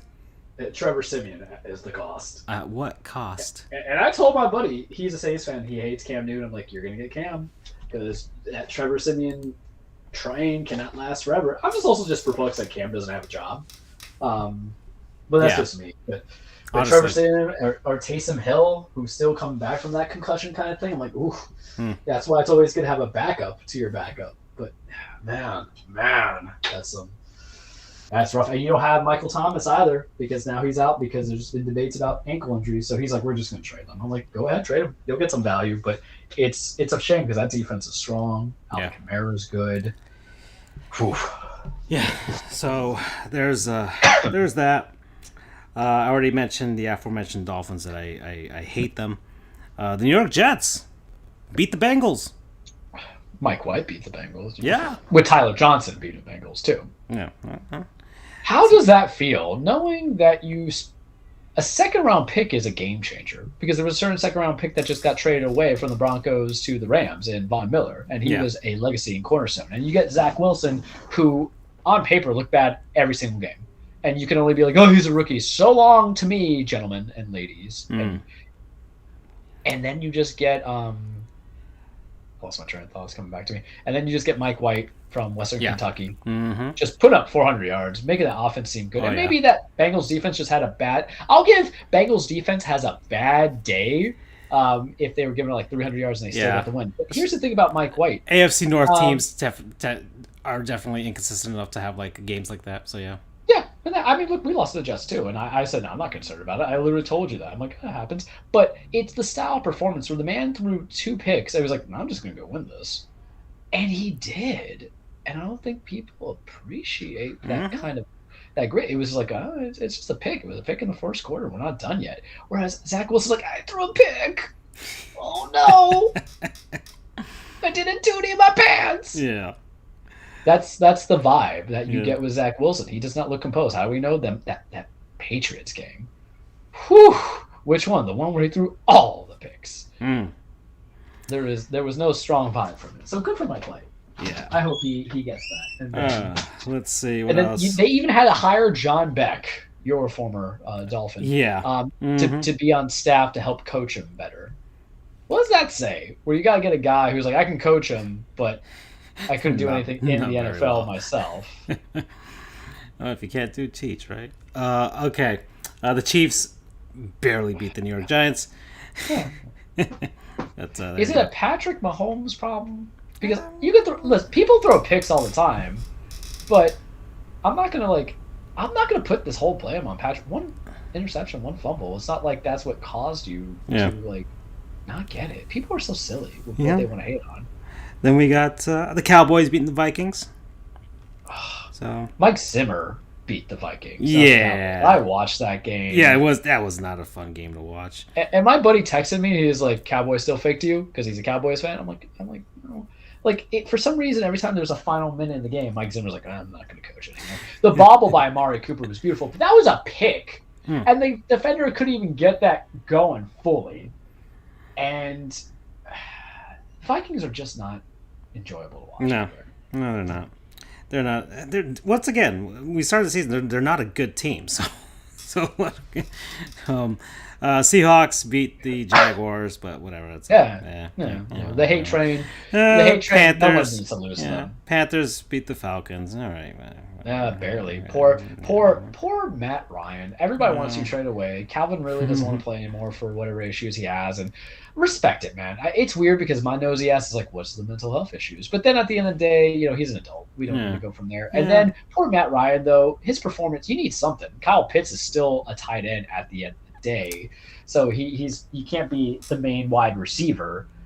In that sense, to help you win, because then you're going to fall into the Tony Gonzalez effect, where like you're going to be on a Chiefs team that never took you anywhere because you are really one position playing at another position. Understanding that, but they got really nobody else they didn't prep for. They were in salary cap hell, and then poor Matt Ryan gets his hand like stepped on, and people are like, "Oh, statistically speaking, that was the worst game of his career." I'm like, "Look at his hand! Like common sense tells you, like you can't." Go. Are you just? I'm surprised ignorant? he's playing. I'm surprised he's playing. So it's not really worth it for me if I'm the Falcons.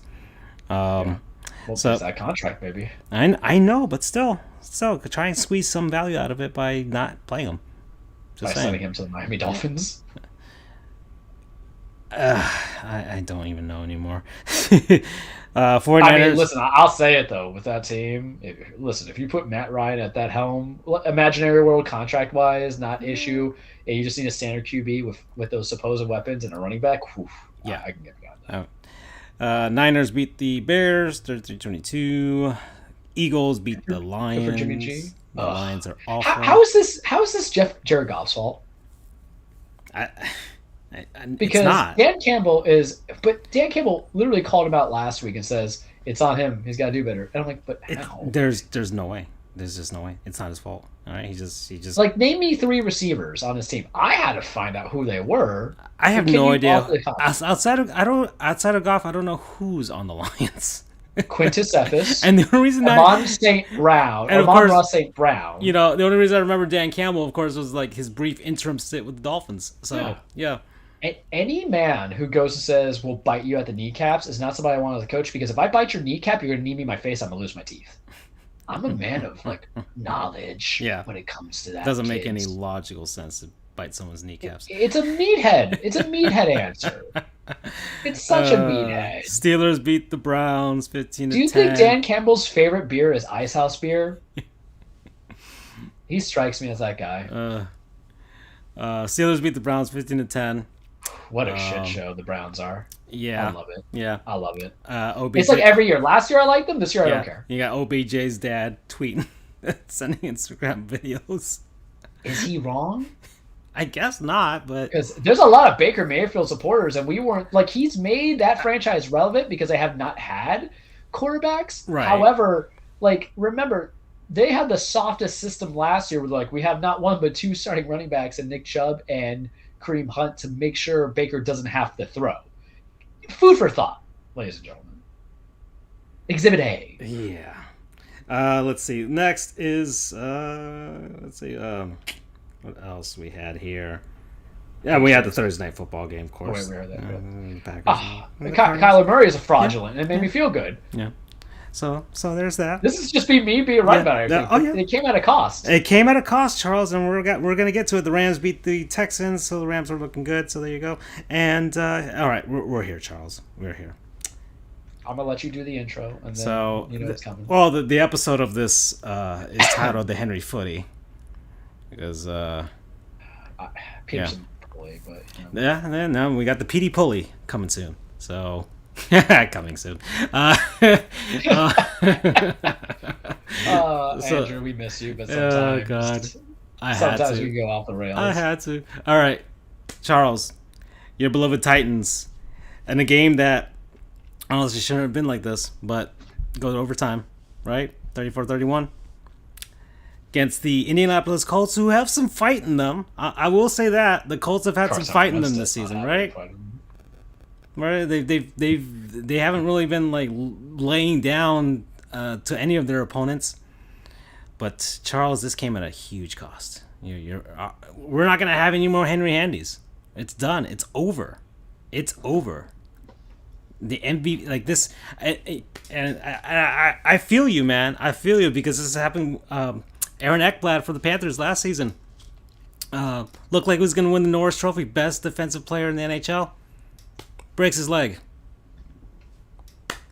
Panthers were on. I mean, he was transcendent as a defenseman that season, and he's gone. So I honestly feel you, man. I feel you. You're all I ever wanted. You're all I ever needed, yeah. So Derek, tell me what to do now, cause I want you back. As sung by the great NSYNC, led by Justin Timberlake, who used to date Britney Spears, now married to Jessica Biel. That's how I felt with what happened on Sunday. And I knew it was going to be at a cost, Francisco. We knew it was going to happen. And every time I look at Derrick Henry, I feel like the Wolverine meme where he has the portrait there. Yeah, yes. And I'm singing, baby, come back. You could put the blame on me. I was fool. Something. The rest of the song that comes in, I still think the I was wrong. Very and I just can't live without you. Can't live without you, baby. Baby, come back. So the expectation is 6 to 10 weeks. So it's possible that AFC South Division is trash. We are going to win that division. We are 6-1. We are the best team in the AFC. That's the irony of it. Mike Vrabel just plays winning football or coaches winning football. He doesn't have a stellar offense. The defense comes and goes. Carson Wentz won us that game. All the same, that hurt like a bitch. And we knew it was happening. And you didn't hear my live reaction. I just accepted it. I was like, all right. Yeah. Because what else could have happened? Our nice shiny toy Julio Jones, not available, obviously. Everything else that comes in. So we're on a different mindset. We're on that new-ish that has come in because I rather have Todd Gurley, to be honest with you, than Adrian Peterson. And for obvious reasons, is the fact that there's no burst and explosion. Because with Todd Gurley, I know he can do one thing. I know he can get on that goal line. You give him on the first down, he's going to run that ball in. On the, Yeah, oh no, that's true. With Peterson, I really don't know. And Jeremy McNichols, He's older too. is sparingly used. And Darrynton Evans, who was our second round pick last year, has not played a game with us because he's always hurt. No, so that you need outside help. You need outside help for this one. You can't. And we still might get him. And people are like, "Oh, I'm surprised they didn't trade for anybody." Well, Marlon Mack wasn't coming to us. There was no way the Colts were going to give him to us. Get out of here. There was not going to happen. And what am I going to do? Trade for the Baltimore Ravens running backs who are just equally as bad? They're running Devontae Freeman. They're running Le'Veon Bell, barely. Why am I going to just go to Dollar Tree and try to expect I'm going to get Dom Perrier? It's going to get Dollar Tree stuff. I can get the Adrian Peterson signing for one very valid reason. He's a north-south guy. We need a north-south guy. Our offense is going to shift. It's going to change. That's how it has to go. Okay, that's fine. I accept that. A.J. Brown's coming along, and if we could just get Julio Jones on the field, I'd be very happy. Now, mind you, I did say that Julio was not going to play all 17 games this season. You know this. So this is where it matters. This is where it's important. Let the defense come together. And hear me out. 6 to 10 weeks, if he's good on week 9, we're not going to get the number 1 seed. That was never projected. But if you honestly didn't expect number 1, to be honest. Yeah. Your expectations were actually pretty tempered when we started the season. Week 1. But if we get to the first week of the playoffs, if we get there, and he's available, you call him. Because do you want to play our team in the postseason? We don't lose. You take away the Jets loss, which we almost came back and won. It's a perfect record. We find ways to win. You wanted to say the Buffalo Bills win was a fluke, but they barely beat Miami. And what has Charles been saying since the start of the season? He ain't scared of Buffalo. Take every win. The problem is with the media and fan bases that are not my fan base. I look at the Bills, and I just want to say this. I look at the Bills, and it's a good team, but I can't see them winning a Super Bowl right now. I don't think they're gonna beat anybody out from the NFC. Like if let's say you put them against the Cowboys, I don't think they beat the Cowboys. But no, which I would take that just for the ramifications of history. Any day of the week. That's true. Any day of the week, any day of the week. But the Bills, you know what you're getting. It's a prototypical team, but their weaknesses are glaring. It's just you've been sold on the idea of the presumptive. Yeah, they're in a Kansas City too, so. Yeah, Kansas City, I think could get it together, honestly. But I think that about any team that it's not like Kansas City's not the Dolphins, who's 1-7. Yeah, but Kansas City is one of those teams that's like, and it might be like the fact that they've been in the playoffs so many years and it's wearing on their bodies as a unit. That could be a thing. Championship, well, not a championship lull, but the Super Bowl lull because they were in there last year, and all of a sudden it might be just that too, or it might just be like it's like what players actually suck. Yeah, I mean that, or it's just they feel like they could turn it on, but can they turn it on in time? Right? Yeah. Because you can try and get the engine revved up, but are you going to get it revved up on time, or is is the getaway car ready to go, right? Or are you gonna get shot? So that's how it's gonna go. I'm surprised we did not make that sexual. I'm proud of you. Oh, else a bit. But am I concerned? Sure. Do I accept it? Yeah. Am I freaking out? No, because at the end of the day, the reason why we got the Julio Jones, if you've been keeping note and paying attention, was because we said we need somebody that's going to win us the game. Derrick Henry keeps you in the game, but at some point, if there is the shootout, if there is all that stuff that comes in, what I'm saying is that we constructed an offense that needed to be there all bases, because what are we trying to do? We're trying to evolve. That's what it is. Look at the paper. Mm-hmm. Think about it. What if we were truly just going to be this running base team like the Seattle Sea Frauds, who really just on the nose are not built for it. They're a very similar team. We're going to be a running team, and then they lose Chris Carson, and they're just atrocious with Rashad Penny, Travis Homer, and Don't Kill Me, and the other guys that they have in there. Alex Collins, I believe, is their lead back to it. So there's some things that are not functionally working. But for us, we're just like, no. We're going to try to evolve. We believe that we love Derrick. He's a fantastic player. We love Derrick Henry. Charles loves Derrick Henry. We named you a segment onto it. However, what's Charles doing and what the Titans are doing is say, all right, but we can't do it just on him alone. That's the reason why we went out for Julio, did we not? That's why we saw in Josh Reynolds, who hasn't done anything. That's why we're letting Hiles Westbrook do some stuff, because we're recognizing what is truly needed, I would say, for victory. Can we get it done? I don't know. Tannehill hasn't played exceptionally well, but can Tannehill just play what he needs to play? Can he be just what he needs to be? We'll see. This is a moment to actually prove that he's not Miami Dolphins Ryan Tannehill. Yeah. There we go. But he's got a better team around him anyways. So. Yeah. You don't win the game by running 200 yards and 3 touchdowns. That's an anomaly. It's just the guy's impressive. The biggest damper is that I truly believe this was a season to acknowledge the fact that he was MVP. Yeah. That's what I'm saying. There was nobody else on that field that convinced me otherwise, and you know that. Yeah. Okay, Charles. So that's NFL, and I want to just a quick NHL stuff. There's the Jack Eichel out in Buffalo. He's unhappy. He hasn't been playing with them. There's trade rumors right now. Kevin Weeks just saying that the Flames are the front runners to get him, so he might be popping out to Calgary. So we'll see how that turns out. But as of right now, it's going to be a whole thing. I don't know if they'll finally pull the trigger, finally get him out of there. So we'll see.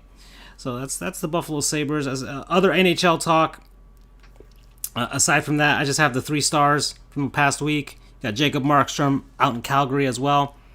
With he was the first number 1 star for the past week.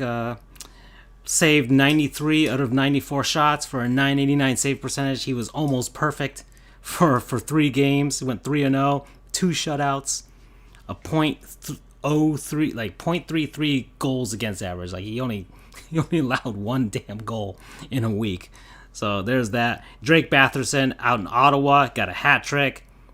And then 2 assists in a different game. So for the Ottawa Senators, then Alex Killorn out in Tampa, left winger, 4 goals, 2 assists, 6 points over the last week. So there you go. And I forgot to mention the NBA Players of the Week. We had Rudy Gobert out in Utah. Yeah. So Rudy Gobert for the Western Conference, and he they went 3-1. The Jazz. 16.3 points per game, 15.5 rebounds per game, because he's going to get his rebounds, 77% from the field. And then my man Crush Monday every day, Jimmy Butler, Player of the Week for the Miami Heat. To quote Jeremy Taché, Jim VP. Yeah. He went 4-0, right? Jimmy, 28 points per game, 8 rebounds per game, 5.3 assists per game. I love that man. I love him so much. Okay, he's all you ever wanted. He's all you ever needed. And like I said, it's not even purely sexual. I honestly feel like we could make a really great couple. So there you go. Anyways, Charles, what makes a really great couple is you in the cage, right? Ooh, it's gonna be a short cage too. Welcome everybody to your weekly Trueplex, The Cage with Charles. Full disclaimer: wrestling is not fake. It is scripted. It is a stage fight. It is a song and dance. It is a merit of championships, chasing championship, men and women trying to establish their legacy, beat the holy hell out of each other, and sometimes wrestling is at a rest point. That's why I feel that we would be at this juncture, at this moment, Francisco, and anybody else who's listening, because WWE-wise, we're building up to Survivor Series. AEW-wise, we're building up to Full Gear. Full Gear is next week, 10 days from now, November 13th. So we're going to save that to make an all AEW segment, I would feel works out. With New Japan, with Impact, there's not a lot of kind of going on, and right now we're in kind of like that whole quiet phase. So it's like, okay, Charles, you'll be proud of me. I watched a bunch of Kota Ibushi highlights. Oh, I love me some Kota. He just wants to die for us, though. That's the problem. That's what I was saying. I'm like, this is scary. New Japan, they go hard. Yeah. Well, I They mean, go it's part of the real majesty hard. of the athleticism for sure. But Yeah, I mean, the guy man, is physically in shape oh no, no, he's beyond belief. oh yeah, no, there's it's you, yeah, he's a literal anime character brought to life. And he has some talent, and then that injury that he took um, really hurt him in the G1 climax. Not that I think he would have been the guy who won it all. I think Okada still would have gotten it, but it's just such a darn shame when people get injured and they kind of lose that effect that comes into it. But Koda's good. Him and Zack Sabre usually put on a show anytime they go against each other. Same thing with him and my boy. Hold Yeah, on. and I read something that he could actually like you could put him in like any sort of situation. He'd find a way to make it Yeah, interesting. yeah, he could do cruiserweights. He could do everything like that. He could do technical wrestling. He could do high offense. He could do just kind of like that beat the hell out of each other kind of thing. Oh my God, why is this guy's name blanking on me? It really shouldn't be the one from Los Ingobernables de Japón that I love so much. Tetsuya Naito. Wow, but him and Naito, they have some highlights that are just banging.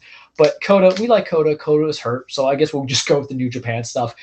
Zack Sabre and Shingo Takagi are going to go against each other at Power Struggle. After that, I believe Okada is going to be defending his G1 Climax briefcase against Tonga Lao, or is it Tama Tonga? That's usually getting your guaranteed shot. Nothing a lot going on there.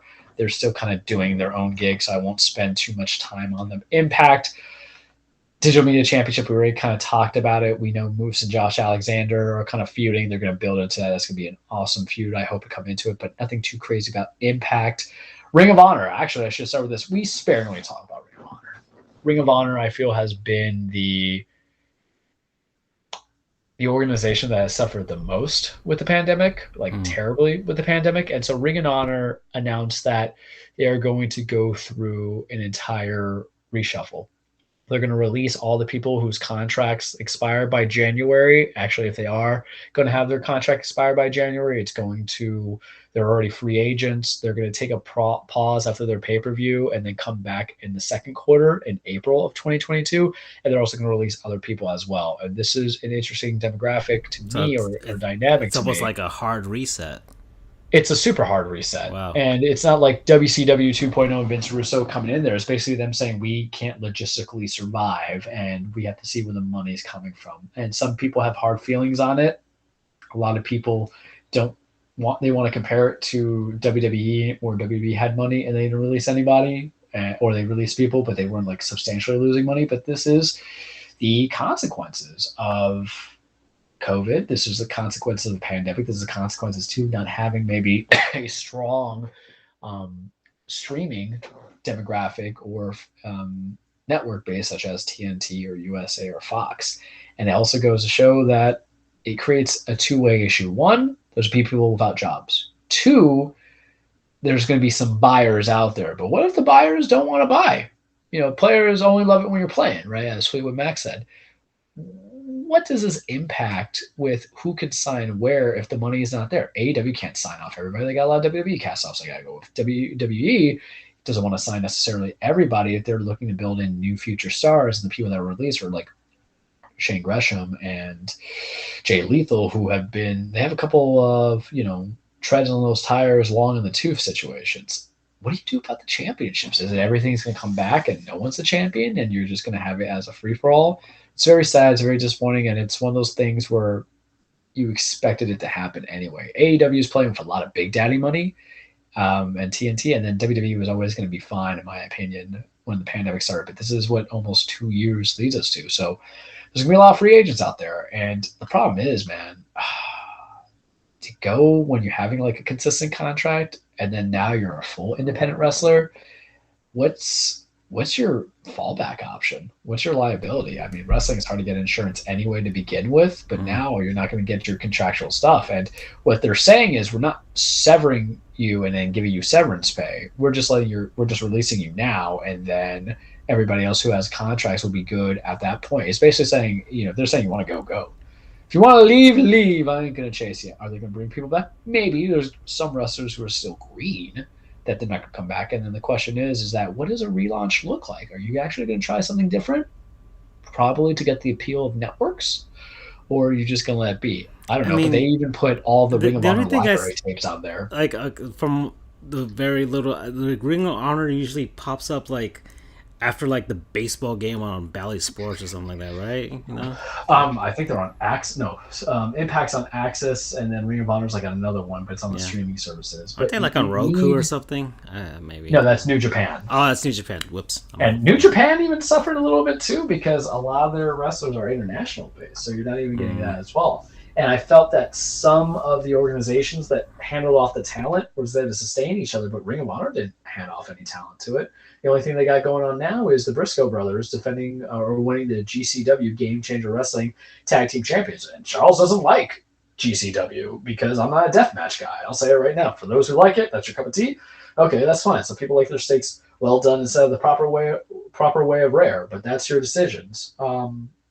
But yeah, so that's kind of concerning because it makes you wonder how Impact still stays around, but they have Anthem money, and Ring of Honor I think is owned by Sinclair Broadcasting, so that's some money too. But when you have these television organizations out there, it's going to be very tough to accumulate everything that you need. That's just the way the world goes.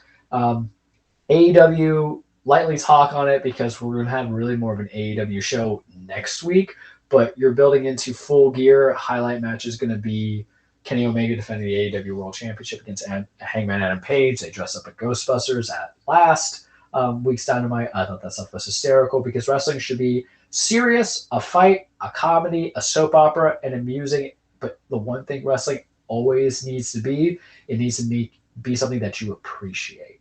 And I appreciate those goofy elite, that is the Young Bucks, Adam Cole, Bebe, and Kenny Omega dressing up as the Ghostbusters, and Hangman Page being Stay Puft. And I watched Ghostbusters over the weekend on Halloween, so it was more appropriate onto it. Tag team titles, we'll discuss more when that comes up. They haven't fully set out the card. They're doing the TBS Eliminator Tournament. They're doing the TNT Eliminator Tournament. And I went back and forth on it because Dynamite is tonight. It is on Wednesday. It's going now. So I'm just going to touch on point to it. Jon Moxley entering in-house patient for alcohol addiction, alcoholism, whatever you want to call it. I like Moxley. I was liking where he was going in AEW because it seemed as if he was going to go to being a heel. Something's happened. Life happens. Tony Khan just kind of announced it out of nowhere on Twitter. He said he got it with permission. They're going to address it. They're going to know who his replacement is for the tournament because it was going to lead to him versus Bryan Danielson. It's still weird for me to say it 2 months later. Bryan Danielson to appear at that finals, my guess. And now things kind of change and go from there. All I can say with respect to being fairness, because wrestling's weird, man, and I'm looking into some stuff and I talk to you about it. And reading into it because Twitter was fine. And then what we saw was I went onto the wrestling boards and everybody is either a critic, a doctor, or they're basically a preacher. And I can just say, best of luck, Mox, go from there. It's been a weird couple of days. So it's kind of like damp, and that's with the sports world for me. I'm like, oh, Derrick Henry's hurt. Aaron Boone's still my manager. This is terrible.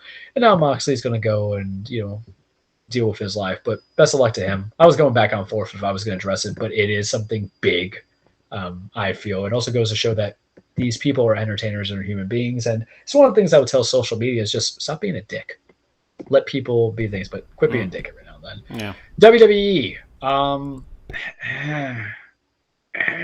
It's a slow reset, man. That's what it feels like with the WWE draft. I have watched Raw. I didn't watch Raw on Monday because I decided to play Deathloop. We'll see if Charles likes that or not. 3 hours into it, I kind of like it. I like it a lot. I'm not going to say that I love it, but I think I love it. Arcane Studios has to earn my trust back after that terrible game parade. But you're building on the storylines. Interesting note, Roman Reigns was not on SmackDown last week, and they still pulled in, I believe, 1 million viewers on FS1 because remember, it was preempted because of the World Series. So good on them. They don't really have anything going on for SmackDown that I've been invested in. Raw is more or less about Big E and Seth Rollins, and maybe a little bit of Kevin Owens has been introduced there. The drama with Charlotte and Becky, I think I talked about lightly last week. No, I didn't because it was Friday. So basically what they were deciding to do with the women's titles was to just change them over. And then I guess there was a miscommunication between Charlotte and Becky, and they just started talking smack in real life. And I was like, holy crap, this is great. And there's a lot of people who think they know everything, bashing in and going from there. But wrestling itself, the wrestling hasn't been bad. They had Finn Balor versus Chad Gable on Monday. I was like, holy crap, that's some quality wrestling. It's just I don't have stories that are being brought in. Now we're doing Big E versus Seth, and I still feel that's too soon because it makes me feel like Seth's not going to win. I think Seth should be the guy who takes off of Big E, but everything's going to be building up to Survivor Series later in the month. What Survivor Series? The two brands going against each other. Are they going to have titles defended, or is it going to be champion versus champion in basically an exhibition spot? You see, I can go all for Big E and Roman, but the problem is someone's got to win.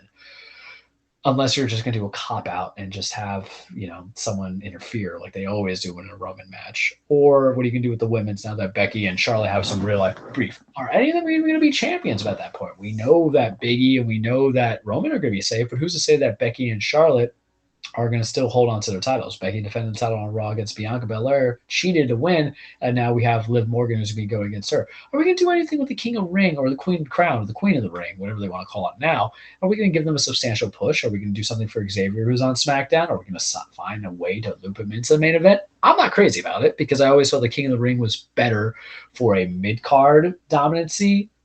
Considering the fact that everybody who got it as King of the Ring propelled themselves to becoming a world champion. Steve Austin, Triple H, a few other people coming there, but they went through the basis of going through the mid-card. Curious to see what happens. I'd be happy for Zelina Vega to do something. I just need the four horsewomen that consist of Charlotte Flair, Becky Lynch, Sasha Banks, and Bayley to just not hold the titles for a bit. You have a massive roster of women that can perform, that can go. See what they can do with the belt. You don't have a storyline for them, that's fine. Let the storyline write itself. You can figure out, once you put a title on somebody, how to approach it. Do they make him heel? Do they make him face? They did have Shotzi Blackheart turn heel, beat up Sasha Banks. I can get behind it because what SmackDown, I feel Raw has been lacking when it comes to the women's wrestling is secondary storylines outside the title. I said to you a couple weeks ago, write me a storyline that doesn't involve a championship. It's harder than you think. But right now, I'm still the meh thing. I didn't watch Raw. I probably won't watch Raw for like another 3 weeks because let me go to the gym, let me take the opportunity to play video games, but then it'll build more to it. But if you had to say what's the cage match to it, it's a house show cage match, meaning I'm not going to have to go hardcore for the cage. It's still there. I still acknowledge you, but we're going to go through on the beats. And I feel like I'm probably missing one more thing, so let me just go through my cage notes. That's right, kids. I go on notes. I check some things out before I make that full out determination if I'm sick of everything. Kyle O'Reilly might be leaving WWE. I wouldn't be surprised. Kyle O'Reilly was part of Undisputed Era feuding with Adam Cole. Adam Cole left. Kyle O'Reilly's contracts can go up. He's not going to want to probably be part of NXT 2.0. Maybe he'll go over to AEW. But this is the problem too, is that is the grass always green on the other side? When you're a free agent, what are you looking for opportunity-wise as a wrestler? To be on the shows more? To be on TV more? To win championships? Establish your name? I'm curious to see what everybody wants because it might be different than what everybody else needs. Kalisto just appeared on AEW Dynamite. He is now Samurai Del Sol, but that's who he was in the Indies. We like Kalisto. He's a good guy. We're Samurai Del Sol. We like him. Listen, it's tough for me to learn new names when you're this name for so long, so give me a chance, I promise you. But I'm interested. The one other thing I will tell you is that AEW and Impact's working relationship, Francisco, is now over. So we are going to see what everybody can do on their own separate organization, hopefully, going from there. So that's all I got for you this week on the cage. All right. Okay, man. Let's close it out. So that's it. I think we covered pretty much the gamut of everything. So that's it for us, guys. 120. We'll see you guys next week for 121. Have a good night, good evening, good afternoon, whatever. Bye-bye. Take care.